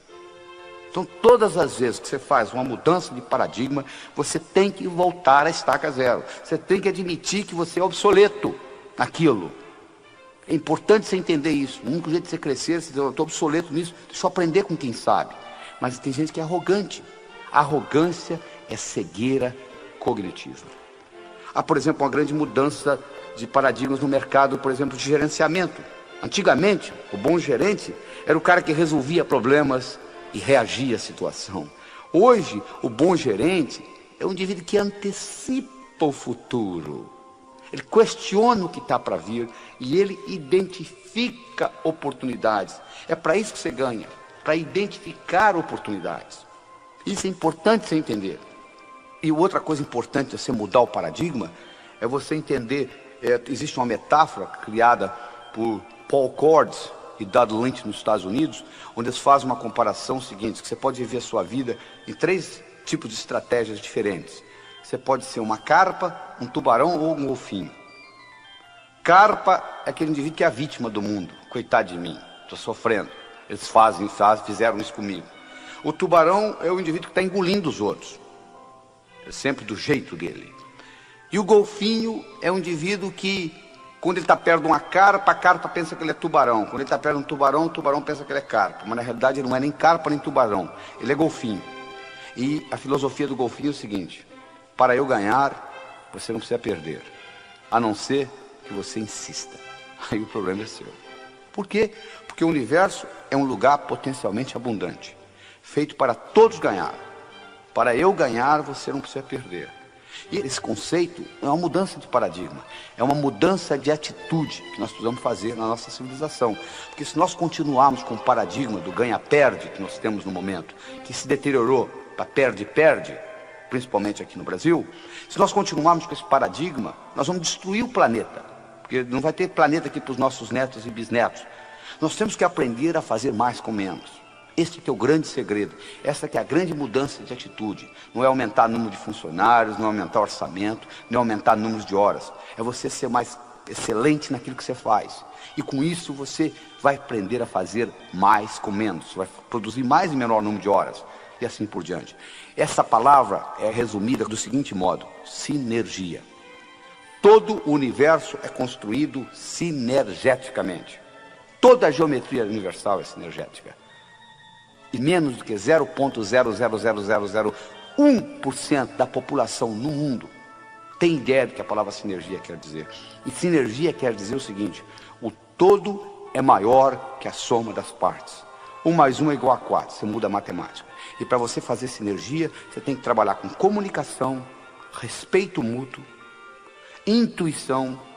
E nesse processo de vários cérebros, nesse network, nessa combinação, a somatória do time é maior do que cada indivíduo individualmente. Isso é uma mudança de paradigma essencial para a sobrevivência do planeta. Então, no momento que você muda essa atitude, que você passa a ter a atitude que para eu ganhar você não precisa perder, a não ser que você insista, você muda a sua percepção com relação ao universo. E por incrível que pareça, quando você passa a jogar o jogo do ganha-ganha, você vai ter mais chances de ganhar também e ser mais bem sucedido na vida. O Napoleão Hill mostrou que aqueles indivíduos que começaram pobres e se tornaram ricos, eles descobriram esse processo, descobriram o processo do ganha-ganha. Então todo mundo ganhando. E com isso nós terminamos essa parte da atitude. Então lembre-se do seguinte: o que é importante não é o que acontece com você, mas como você responde ao que acontece com você. Nós falamos no começo desse programa, nós íamos discutir 6 características que fazem a diferença. A diferença que faz a diferença entre um indivíduo bem-sucedido e um indivíduo que batalha, não consegue chegar a lugar nenhum. Nós vamos discutir agora as 2 restantes: trabalho e ambição. Vamos começar com o trabalho. O único lugar que eu conheço que sucesso vem antes de trabalho é no dicionário. Sucesso é com S, trabalho é com T. Por outro lado, trabalho sozinho não traz sucesso. Olha o operário de fábrica. Ele levanta cedo, carrega uma marmita com ele, trabalha o dia todo, volta para casa à noite, faz isso anos e anos e anos e aposenta com salário mínimo. Sucesso só vem antes de trabalho no dicionário. Trabalho sozinho não traz sucesso. Onde que está o segredo? É isso que você vai aprender agora. O segredo está no seguinte: para você ser bem-sucedido, você tem que fazer as coisas acontecerem. Tem que gerar ação. Só que o bonito é que, para fazer acontecer, não significa necessariamente que você as faça. Escutou bem? Fazer acontecer não significa que você tenha de fazê-las. Existe uma coisa chamada delegação. Uma palavra bonita que pouca gente entende o significado. Eu vou explicar para você aqui qual o significado da palavra delegação. Delegação significa o seguinte: eu vou solicitar a alguém fazer no meu lugar, alguém este que eu sei de antemão que vai fazer pior do que eu faço. Eu já sei de antemão. E vou solicitar por duas razões. Primeiro, porque eu, delegando, vai me dar tempo livre para fazer outras coisas mais importantes. E segundo, tão importante quanto a primeira, eu vou dar ao outro indivíduo a oportunidade de crescer. Você chegou onde você chegou na sua profissão porque alguém delegou alguma coisa, alguém deixou você fazer antes de você estar bom naquilo. Então, quando eu delego alguma coisa para alguém, de antemão eu sei que a pessoa vai fazer pior do que eu. Mas mesmo assim eu delego. Eu delego porque eu dou a ela a oportunidade de melhorar. E ao mesmo tempo eu me libero para poder fazer as coisas mais importantes. É importante você entender isso. Porque o que realmente dá resultado no mundo é você ter ideias abstratas e implementá-las. Quanto mais abstrata for a sua ideia e implementada, que ter só ideia também não adianta, mais rendimento você vai ter. Se eu tiver uma ideia sobre transportes, vai gerar mais dinheiro do que se eu tiver uma ideia sobre carros. Que vai me dar mais dinheiro se eu tiver uma ideia sobre Ford. Que vai me dar mais dinheiro se eu tiver uma ideia sobre Del Rey. Que vai me dar mais dinheiro do que se eu tiver uma ideia sobre rodas do Del Rey. Então, quanto mais abstrata, mais hierarquicamente superior for a ideia e implementada, mais rendimento ela vai ter. E quando eu crio uma ideia muito grande, eu não tenho condições de implementá-la sozinho. Eu preciso de uma equipe, eu preciso de delegação, eu sei que gente vai fazer errado.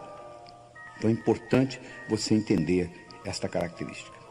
É importante também você entender, se você trabalha para alguém, que o maior erro que um indivíduo pode cometer na vida é pensar que ele trabalha para os outros. Você não trabalha para ninguém, meu amigo.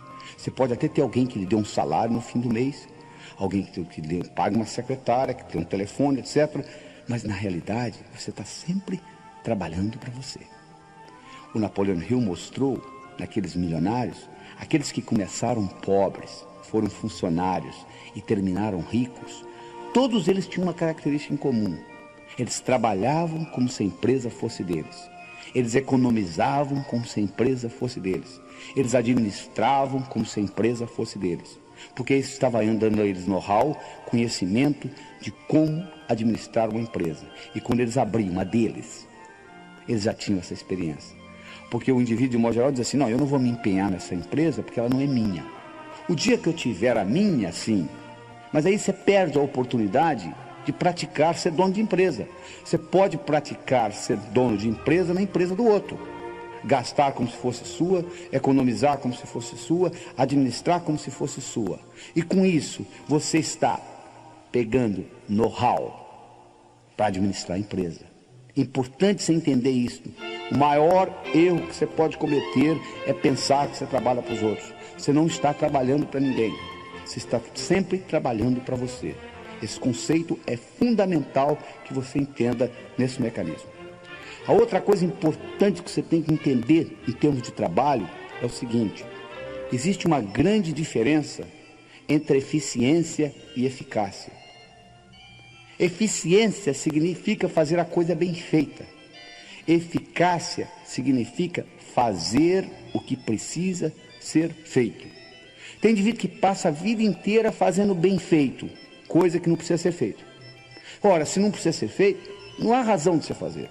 Eu acho que todas as vezes que você for fazer alguma coisa que envolva tempo ou dinheiro da sua parte, você tem que parar e questionar: isto é realmente importante ou não? Se a resposta é não, não vai perder tempo colocando isso, porque está gastando energia por nada. Tem uma história muito interessante que eu conto, que é a seguinte: nos Estados Unidos é uma sociedade de consumo muito maior que a brasileira. E nos Estados Unidos troca-se aparelho doméstico com muito mais frequência do que aqui, incluindo geladeiras.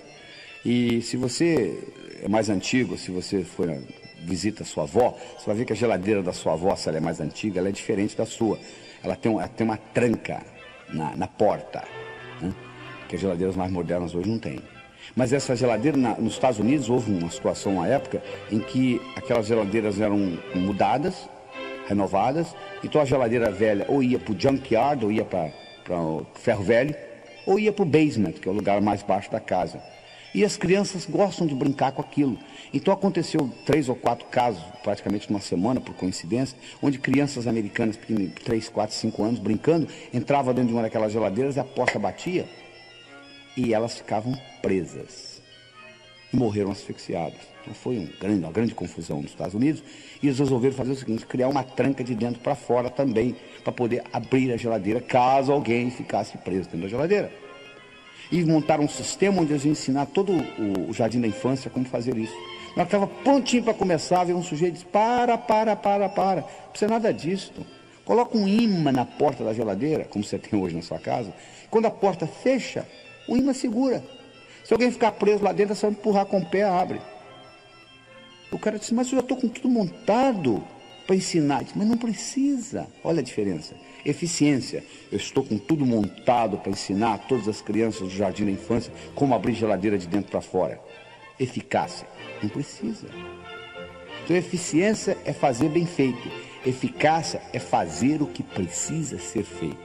Quando uma coisa é realmente importante, vale a pena fazê-la mal feita. Isso é que você tem que entender. Então, você tem que entender o seguinte, todas as vezes que você for fazer alguma coisa que vai requerer tempo ou dinheiro da sua parte, pergunte, isso é realmente necessário ou não? Se a resposta for não, não perca tempo. É importante você entender isso. É importante também se entender no seu trabalho que se você tem a função, se você quer ter a função de líder, existem certas características de liderança no trabalho. Por exemplo, o líder é um visionário. Ele tem uma visão. Então é importante você ter uma visão. E a visão geralmente tem que ser maior do que a instituição. Nunca pode ser uma visão de uma empresa ganhar dinheiro. Pode ser consequência. A empresa está lá para ganhar dinheiro. A empresa tem que ter lucro, senão tem que fechar. Mas não pode ser visão. Visão é importante, uma visão maior para servir a sociedade. E como consequência você ganha dinheiro. O indivíduo para ser líder tem que entender de realidade. Ele tem que saber qual que é o mercado. Porque se você não entender do mercado do seu produto, não tem jeito de você ir para frente. Então você tem que levar em consideração isso. Você tem que levar em consideração que você tem que ter coragem para implementar coisas, para transformar a realidade em visão. E todas as vezes que você falar alguma coisa, fizer alguma coisa, ou ser alguém no sentido de mudança, meu amigo, você vai ser criticado. Você tem que entender o seguinte, criticismo faz parte do sucesso. Você, para ser bem sucedido profissionalmente, você tem que estar disposto a ser criticado. Porque o único jeito, eu tenho uma fórmula mágica para você, você nunca será criticado na vida. É muito simples. Não fale nada, não faça nada, não seja ninguém. Porque no momento que você falar alguma coisa, no momento que você fizer alguma coisa, ou no momento que você for alguém, você vai ser criticado. Então, uma das coisas que você tem que treinar bem cedo é o seguinte, eu vou ser criticado. Eu vou ser criticado no meu trabalho, eu vou ser criticado na minha empresa, eu vou ser criticado no meu bairro, se eu fizer alguma coisa diferente. Toda vez que você sair fora do que eu chamo a boiada. O que eu chamo da boiada? Se tiver uma boiada, se um boi cair no buraco, você sabe que o outro que vem atrás cai também?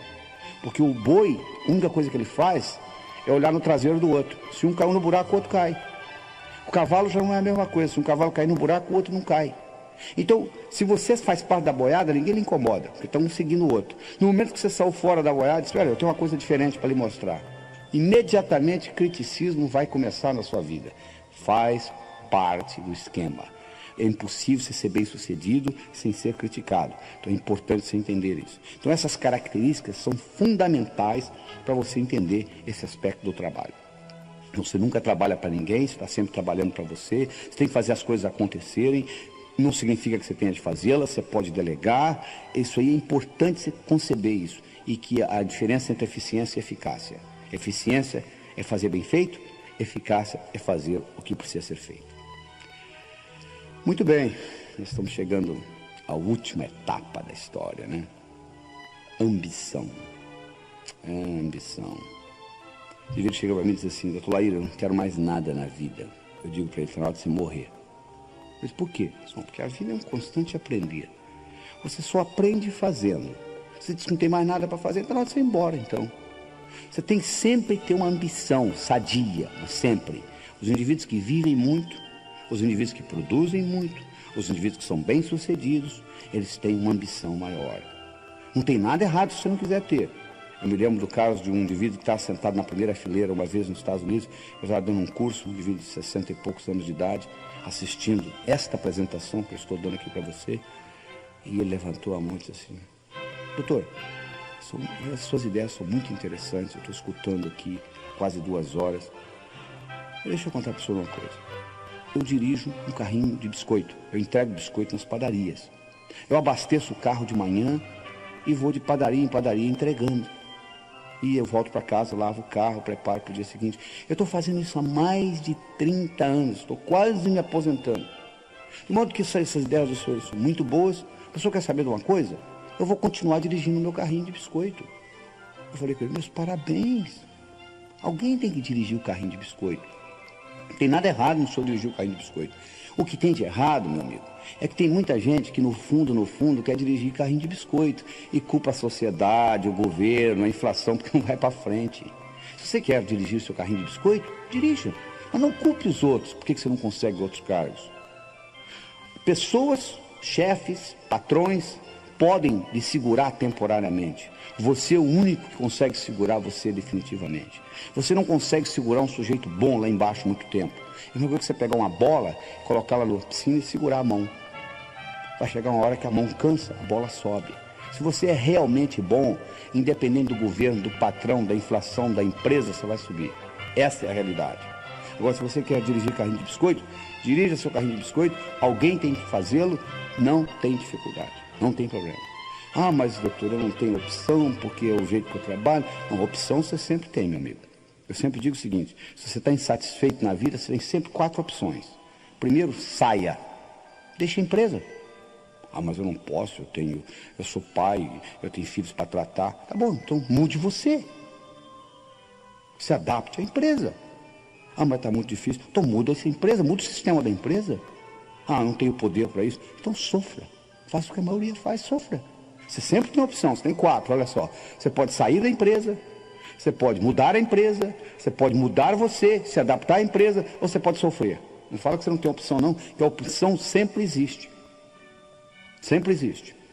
Agora, se você quiser fazer coisas grandiosas, você tem que ter uma ambição, tem que fazer o impossível. O impossível.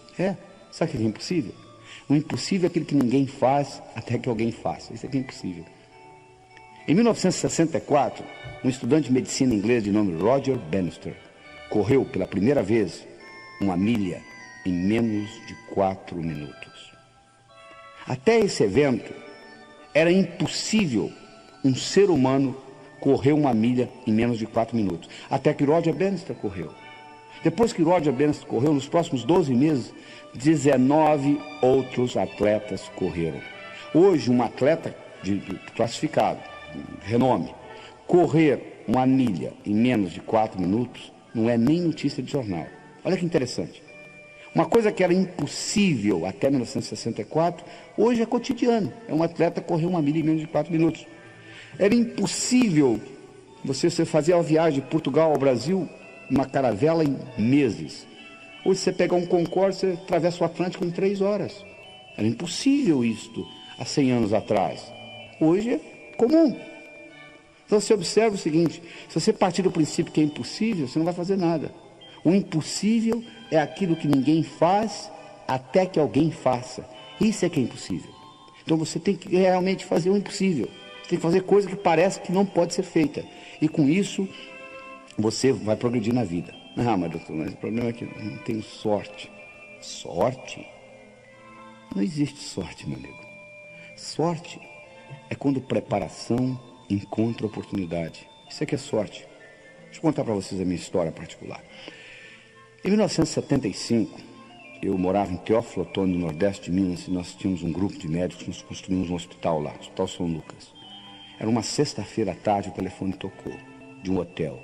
Eles disseram, nós temos um hóspede aqui com dor no peito. Dá para ouvir? Eu falei para o indivíduo, olha, eu estou saindo para um fim de semana longo, chame outro. Mas nós chamamos os 2 médicos que falaram a mesma coisa. Eu falei, tá bom, estou indo aí. Eu cheguei lá, o indivíduo estava com dor no peito, eu fiz um eletrocardiograma nele, ele estava tendo um infarto. Levei-o para o hospital. Ele não falava português direito. Ele tinha vindo até o Teoflotone comprar pedras preciosas que ele vendia nos Estados Unidos. Conversando com ele, ele me perguntou assim, você conhece o meu filho? Eu falei, quem que é seu filho? Ele me falou o nome do filho dele. Eu falei, bom, eu não conheço seu filho pessoalmente, mas eu conheço os trabalhos dele, eu conheço os livros dele, eu conheço as publicações dele. O filho dele era um chefe de pesquisa na Universidade de Harvard, nos Estados Unidos, que é provavelmente a universidade mais sofisticada do mundo. 48 horas depois, o filho dele saiu dos Estados Unidos e veio para o Teoflotone para ajudar a tomar conta do pai. E ficou lá e fez amizade com a gente, falava português bem, porque ele era casado com uma brasileira, etc. Na véspera dele ir embora, porque o pai tinha tido alta, eu tinha um centro de estudos no hospital, e aquela noite, por coincidência, não é coincidência, sincronicidade, eu ia falar. Eu ia falar exatamente sobre um assunto de cardiologia, que o filho dele também era cardiologista. Eu ia falar sobre arritmias na fase aguda do infarto. Aí eu pedi permissão aos meus colegas, que tinha cada um uma especialidade diferente, um cirurgião, um ginecologista, um ortopedista, se eu poderia falar no nível do Peter. Porque eles não iam entender nada, mas o Peter ia ficar extremamente impressionado.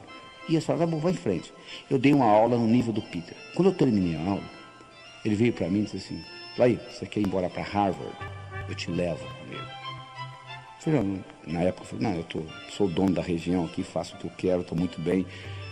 Bom, o fato é que 6 meses depois, eu conversando com ele no telefone, e eu estava um pouco deprimido naquele dia, eu perguntei para ele, e aquela oferta que você me fez? Ele disse, continua de pé, eu já tenho validação do seu diploma aqui nos Estados Unidos, que eu tinha feito a prova passada, por que você não vem?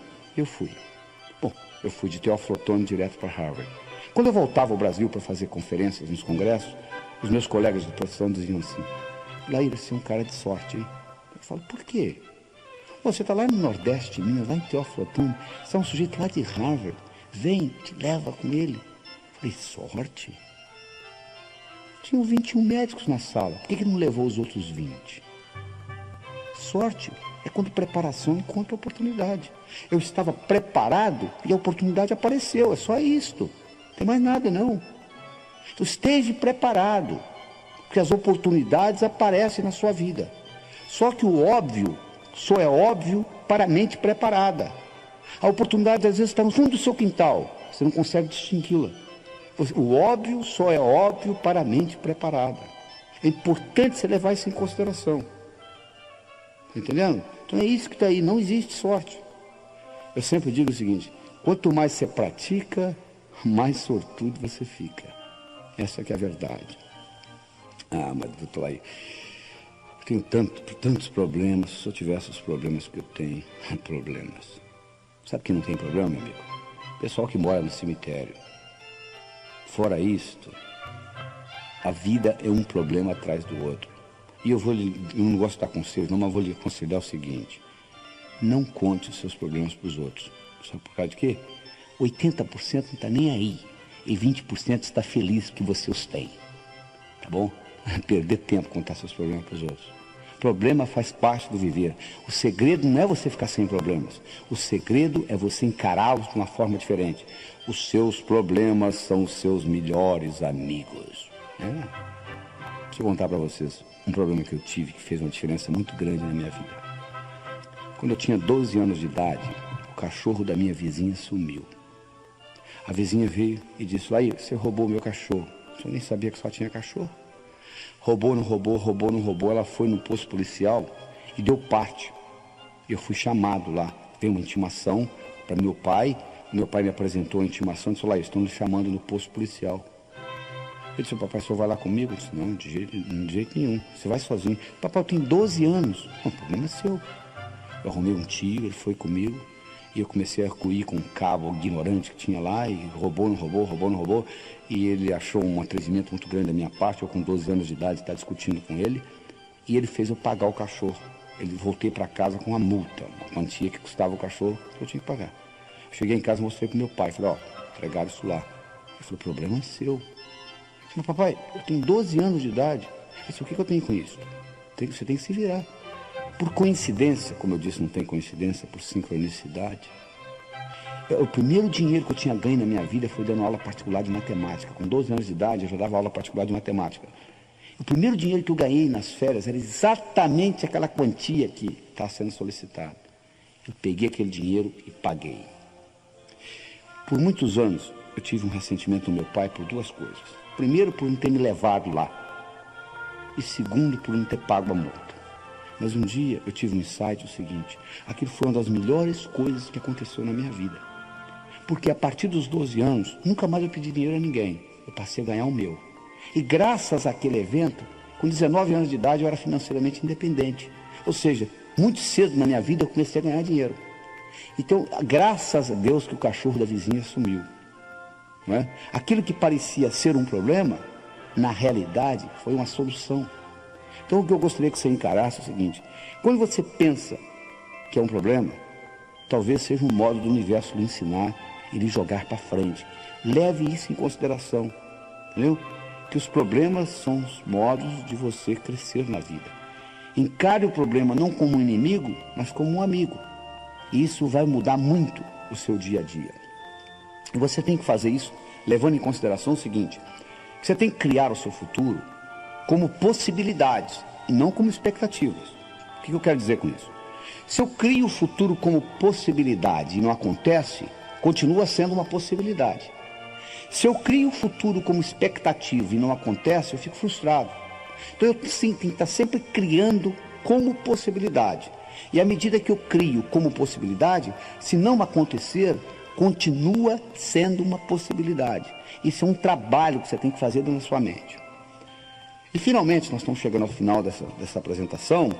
Eu gostaria de discutir com vocês alguns aspectos práticos da coisa. Uma coisa importante que você tem que ter é boa saúde, né? Você, para ter uma mente sadia, você tem que ter um corpo sadio. Respeite o seu corpo. Eu posso pegar um Mercedes-Benz, colocar água com gasolina nele, ele não vai ter um bom desempenho. É muito importante aquilo que você coloca na boca. Preste atenção na alimentação, porque o tipo de alimento que você está usando vai ser usado como combustível para o seu cérebro. Como eu disse, se você colocar gasolina misturada com água, o Mercedes pode ser um Mercedes, pode ter um cérebro espetacular, não vai funcionar bem. É importante você levar isso em consideração. A alimentação é fundamental. É importante você levar em consideração que amigos você tem. Eu já disse antes, se você vive em terreiro de peru, é muito difícil você aprender a voar com águias. Você quer aprender a voar com águias? Fique no meio das águias. Procure amigos que são iguais ou melhor que você, para você puxar você para cima. É muito difícil você nadar contra a correnteza, principalmente com peso no pescoço. E tenha uma expectativa boa do futuro. Eles fizeram um estudo outra vez na Universidade de Yale, em Connecticut, onde eles pegaram 3 grupos de primeiro ano primário. Foram numa professora e disseram: ó, seu Deus, parabéns, esse ano você vai receber os gênios. Os alunos são gênios. Fizemos um teste de QI neles, a beleza. Olha que diferença. Foram na segunda professora e disseram: ó, esse ano você está perdida, porque vem muito idiota para cá. Nós fizemos um teste de QI nas suas crianças, QI baixo, você vai ter muita dificuldade. Foram com uma terceira professora e disseram: ó, você vai receber o mesmo tipo de aluno que você recebe todo ano. No final do ano, aquela que recebeu gênios, exatamente gênios, passaram nota alta, não deram trabalho, criativos, inteligentes. Aquela que recebeu, coitados de idiotas, teve um trabalho tremendo, não aprendiam direito, etc. Aquela que recebeu média, era média. Só que a verdade é que não existia nem idiota nem gênio. Tudo era a mesma coisa, eram os alunos que recebiam todo ano. Mas acontece que a expectativa da professora mudou. Aquela que tinha expectativa de encontrar gênio, encontrou gênio. Aquela que tinha expectativa de encontrar idiota, encontrou idiota. Se você tem expectativa de melhorar a sua vida, provavelmente você vai melhorá-la. Se você tem expectativa de piorar a sua vida, provavelmente você vai piorá-la. A decisão é sua e continua sendo sua. E eu gostaria de terminar esse programa com uma história. Eu adoro histórias, porque elas têm um poder muito forte na sua mente. São metáforas, e passam além da sua mente crítica. Mas essa história é mais ou menos assim. Era uma vez, numa pequena vila da Grécia, morava um sábio. Sábio este que era famoso, porque tudo apresentado àquele sábio, até aquele dia, ele soube responder. Um dia, um jovem adolescente, conversando com um amigo dele, disse: eu acho que eu sei como eu vou enganar esse sábio. Eu vou pegar um pequeno passarinho e vou esconder nas minhas mãos. Eu vou levar para o sábio e vou perguntar para ele: diga-me, sábio, o passarinho nas minhas mãos está vivo ou morto? Se ele falar vivo, eu vou espremer e deixar cair morto nos pés dele. Se ele falar morto, eu vou abrir e deixar o passarinho voar. Ele pegou o passarinho, colocou nas mãos, levou para o sábio, olhou para o sábio e disse: diga-me, sábio, o passarinho nas minhas mãos está vivo ou morto? O sábio olhou para ele e disse: meu jovem, a resposta está nas suas mãos. O mesmo eu digo para você. Você está escutando essa apresentação por agora 2 horas. O que você vai fazer com esse conhecimento, eu não sei. A minha missão está terminando aqui. A sua vai começar. Isso pode entrar por um ouvido e passar por outro. E não ter nenhum impacto na sua vida. Ou você pode escutar essas fitas de novo, reavaliá-las com novos olhos, descobrir aquilo que você perdeu na primeira, porque eu oriento que você tem que escutar isso mais de uma vez só escutando não vai resolver, porque eu coloquei muita informação em curto período de tempo. Escute 1, 2, 3 vezes, analise, veja como você pode aplicar isso no seu dia a dia, porque só escutar e achar bonito não resolve nada. Você tem que implementar, você tem que colocar em prática isso que eu estou lhe passando. Mas eu gostaria de deixar finalmente com você a seguinte mensagem: o seu sucesso, tanto pessoal quanto profissional, esteve, está e sempre estará nas suas mãos. Lembre-se do seguinte: intenção sem ação é ilusão. Ouse fazer e o poder lhe será dado. Até logo.